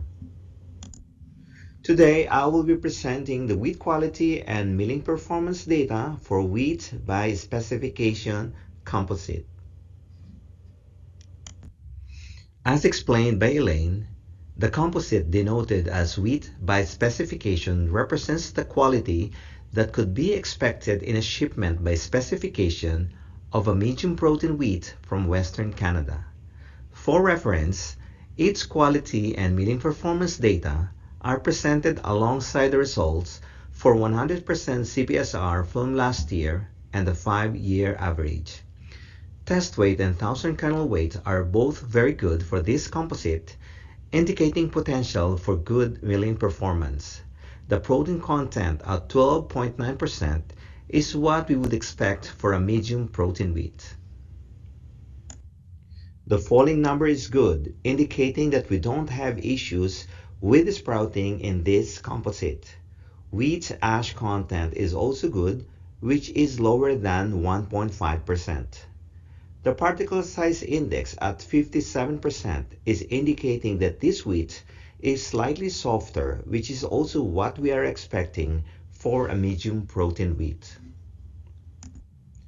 The milling yield on as-is or total product basis is good, and because the flour ash content for this composite is low, the corrected milling yield at 0.5% constant ash basis is excellent at 78.4%. L-star or brightness is close to 85, indicating a good value for flour brightness. The flour prepared at 74% extraction is showing low flour ash and good L-star or brightness value. Now let's hear the flour quality data from my colleague Christina.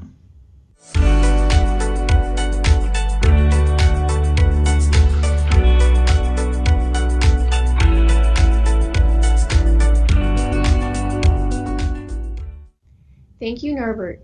We will now look at the wheat by specification flour quality. Protein content and loss are good for both the straight grade and 74% extraction flours. Wet gluten contents are good and are what we would expect for a medium protein wheat. Amylograph peak viscosities are good. This matches the following number value, indicating the sample is sound and has low alpha amylase activity. Starch damage values are consistent with what would be expected for a medium protein wheat. The Farinograph is used to evaluate the water absorption and mixing properties of the flour. The composite has good water absorption for both the straight grade and 74% extraction flours. An absorption around 60% is considered high for a medium protein wheat. The other Farinograph parameters show this sample has good gluten strength and tolerance to overmixing. The extensograph is an instrument used to assess the strength and extensibility of the dough. This data will provide information on how the dough will perform during processing and end product quality. The straight grade and 74% extraction flours have high Rmax values, indicating good gluten strength. The extensibility is acceptable for both extractions and within the range expected for a medium protein wheat. Both extractions have good tenacity and extensibility, resulting in balanced gluten properties as indicated by the P/L ratio. A high W value indicates good overall processing quality. You will now hear from Lindsay as she shares results from baking and noodles.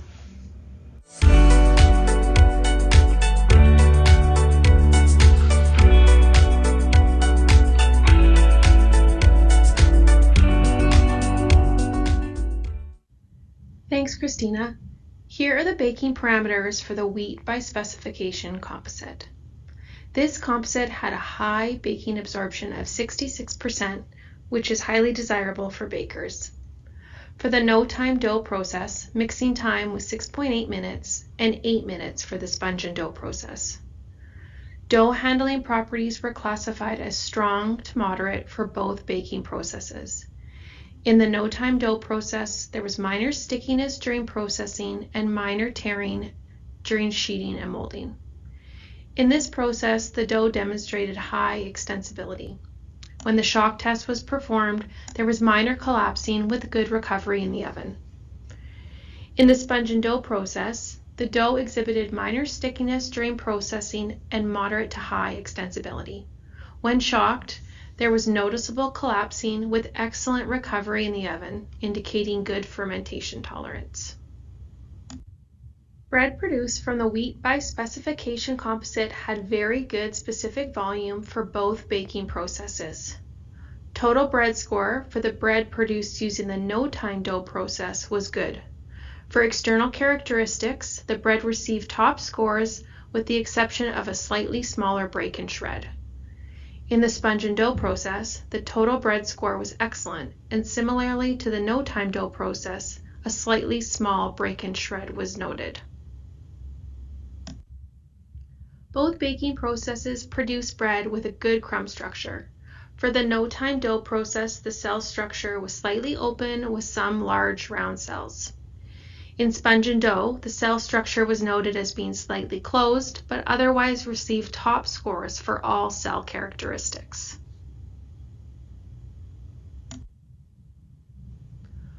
Both processes produce bread with a very good crumb color, as indicated by Minolta L-star values. This was further supported during subjective scoring, where it was noted that both processes produce bread with a white crumb. Fresh white salted noodles were processed using the wheat by specification composite milled to a 74% extraction. These noodles had a bright color as indicated by high L-star values. This composite also produced noodles with good color retention properties. This composite produced noodles with a firm texture as indicated by the maximum cutting stress values. This wheat by specification composite, which reflects a medium protein wheat, showed good test weight and milling yield, good gluten strength, and when processed into end products, produced very good quality bread and noodles with good color and color retention properties.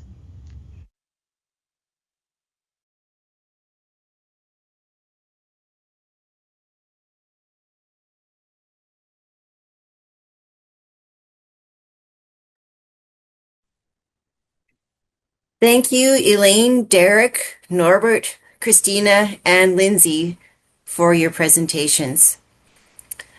I'd like to remind everyone that we still have the Q&A function open and you can submit your questions and please ensure you are logged in with your name showing so we have your email address in case we want to get back to you by email.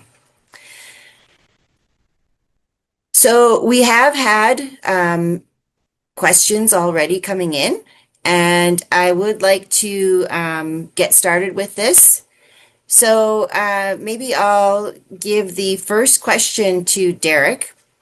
Derek, a question came in asking, what were the deciding factors for number 1 and 2 for this year in CWRS? So I think I would say, what are the downgrading factors for number 2 CWRS is how I would interpret that. Thanks, Lisa. So the major grading factor that took wheat out of number 1 into number 2 for this year is hard vitreous kernels. Thank you. And maybe I'll ask you another question while we are chatting. Another question that came is what steps are being taken in the industry to limit the presence of genetically modified grains such as soybean, corn, and canola in wheat shipments? So Canada's grading system has very stringent tolerances in place for the presence of any type of foreign material, including soybeans, canola, and corn being in our wheat exports, Lisa. I can say that Canada is recognized around the world for having a very strong reputation for providing very clean grain on all of our exports. Having said that, we do have a bulk handling system in Canada that handles wheat, soybean, canola, and corn using the same rail and elevator infrastructures. Therefore, it is not practical nor possible to have a zero tolerance for soybean, corn, and canola presence in Canadian wheat exports. Producers and exporters do their best to keep the different commodities separate. However, trace amounts of canola, soybeans, or corn can and will at times show up in some exports of Canadian wheat. Thank you, Derek. I'd like to just maybe add some comments myself about how the value chain from farm to export terminal and grain handlers also, they really follow a rigorous system to keep crops segregated. And this can include, among other things, dedicated storage and cleaning procedures, documented handling procedures, and physical separation of grain types during receiving, storing, and loading. And I know this was also mentioned back in the producer presentation by Scott, but just a reminder that there are no commercial genetically modified wheat varieties registered or grown in Canada. Okay, let's move to some other questions that came in. Elaine, for you, a question, why is protein content of CWRS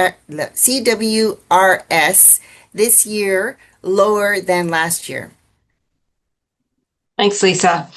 Weather plays a role in wheat quality, so the conditions during the growing season can influence things such as protein content.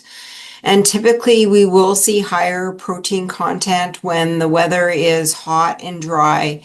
And we didn't experience that this year to the extent that we have in past years, particularly 2021, which we referred to as a drought year, and the protein contents were very high. If you happen to listen to the presentation on the market outlook and growing season, you'll see that we had some favorable rains in June and July and some lower than average temperatures.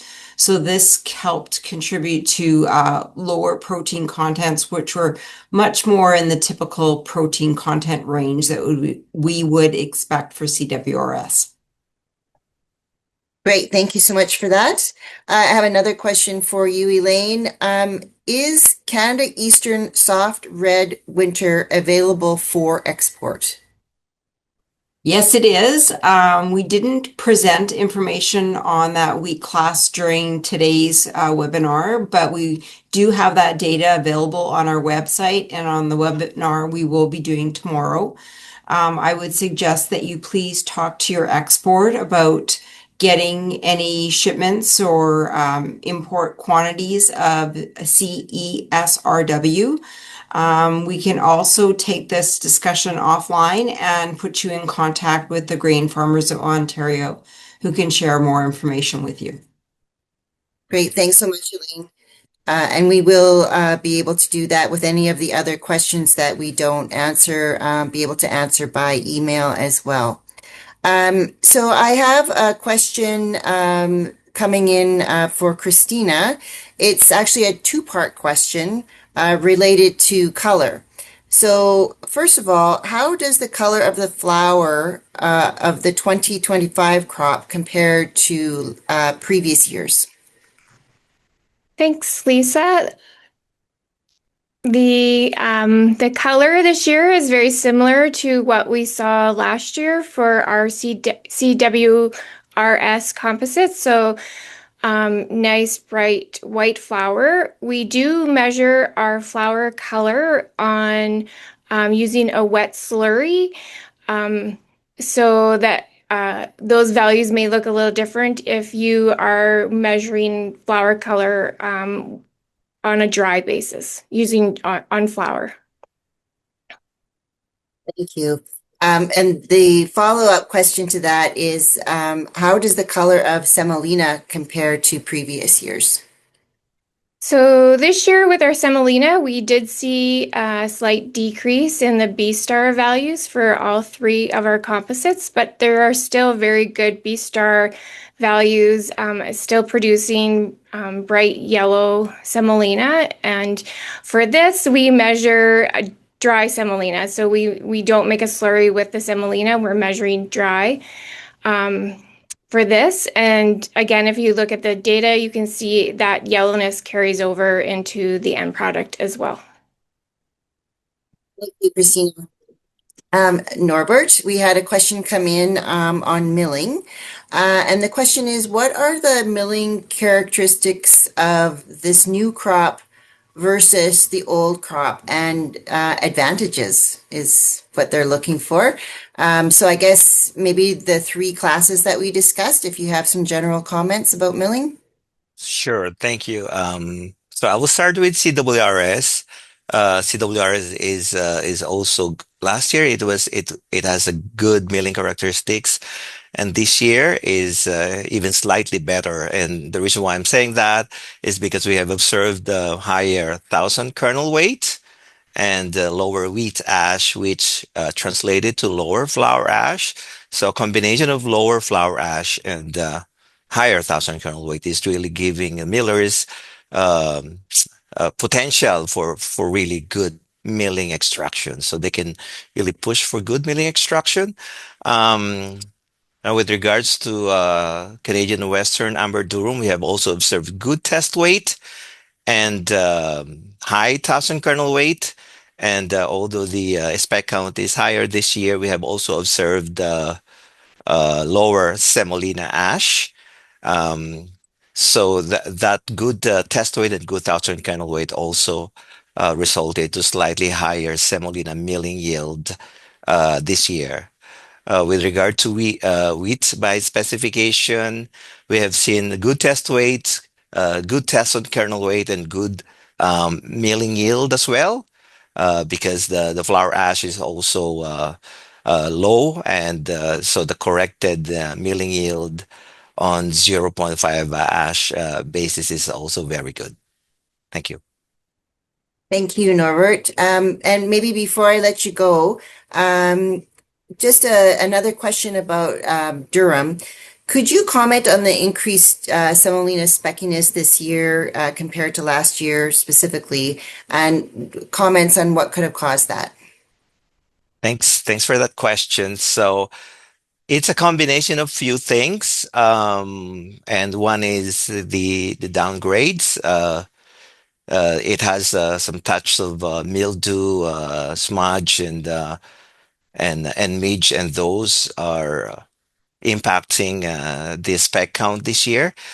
The other possible reason is the kernel size, because the 1,000 kernel weight is higher this year, so the kernel size are bigger. But we milled the samples in a fixed roll gap setting in our laboratory mill. Usually millers would make some adjustments in the roll gaps. It's called brake releases. They are making their adjustment in the roll gaps based on kernel size and hardness. So with a fixed roll gap setting and a bigger kernel size, so the grinding is more aggressive, and that resulted to more fine bran particles, and that could have also contributed to higher speck count. Thank you for that, Norbert. Lindsay, I'm going to go to you now. And could you comment on what the biggest quality difference would be from this year compared to last year for CWRS? Sure. So for CWRS this year, we saw slight increases in baking absorptions, which is always a plus, and we know that bakers and bakeries are really going to appreciate that. And then I would say we saw a reduction in mixing times for the no-time dough process. So we're still seeing good strength and we're seeing good extensibility. So, and this is indicated by our shock test as well as our dough handling properties. So we know that we're seeing a well-balanced gluten and well-balanced dough. Thank you, Lindsay. Just one more question for you that came in. You had said in your presentation, mixing times for sponge and dough baking process were longer compared to the no-time dough process. Can you share some insight on that? Sure. Great question. So typically sponge and dough mixing times are shorter than no-time dough mixing times because in this two-stage process of sponge and dough, you get gluten development happening when you're mixing or in that pre-fermentation stage. Whereas in no-time dough, all the gluten development has to happen in that one stage of mixing. So here, when we report our mix times, we actually include the mixing time that we make the sponge in. So that's an additional 2 minutes to the second stage of mixing. So if you were to look at our mix times and take that 2 minutes out, the mix times would actually be shorter than the no-time dough. So it's just that we include that sponge mixing in our total mix time. Perfect. Thank you. And we are running out of time. And so I think I'm going to close off here. Thank you for being available to answer these questions. Again, I'll mention that if your question did not get answered, we will follow up by email. Thank you to all our presenters for sharing your knowledge and insight into the 2025 crop. And thank you to everybody for joining us today. You will find the 2025 new crop report, including downloadable data, on our website at cerealscanada.ca. Some of you will also see us in person at our upcoming new crop trade and technical missions, and we look forward to meeting you and answering your questions there. If we don't see you then, we hope you can join us for a future webinar or at a Cereals Canada program here in Winnipeg.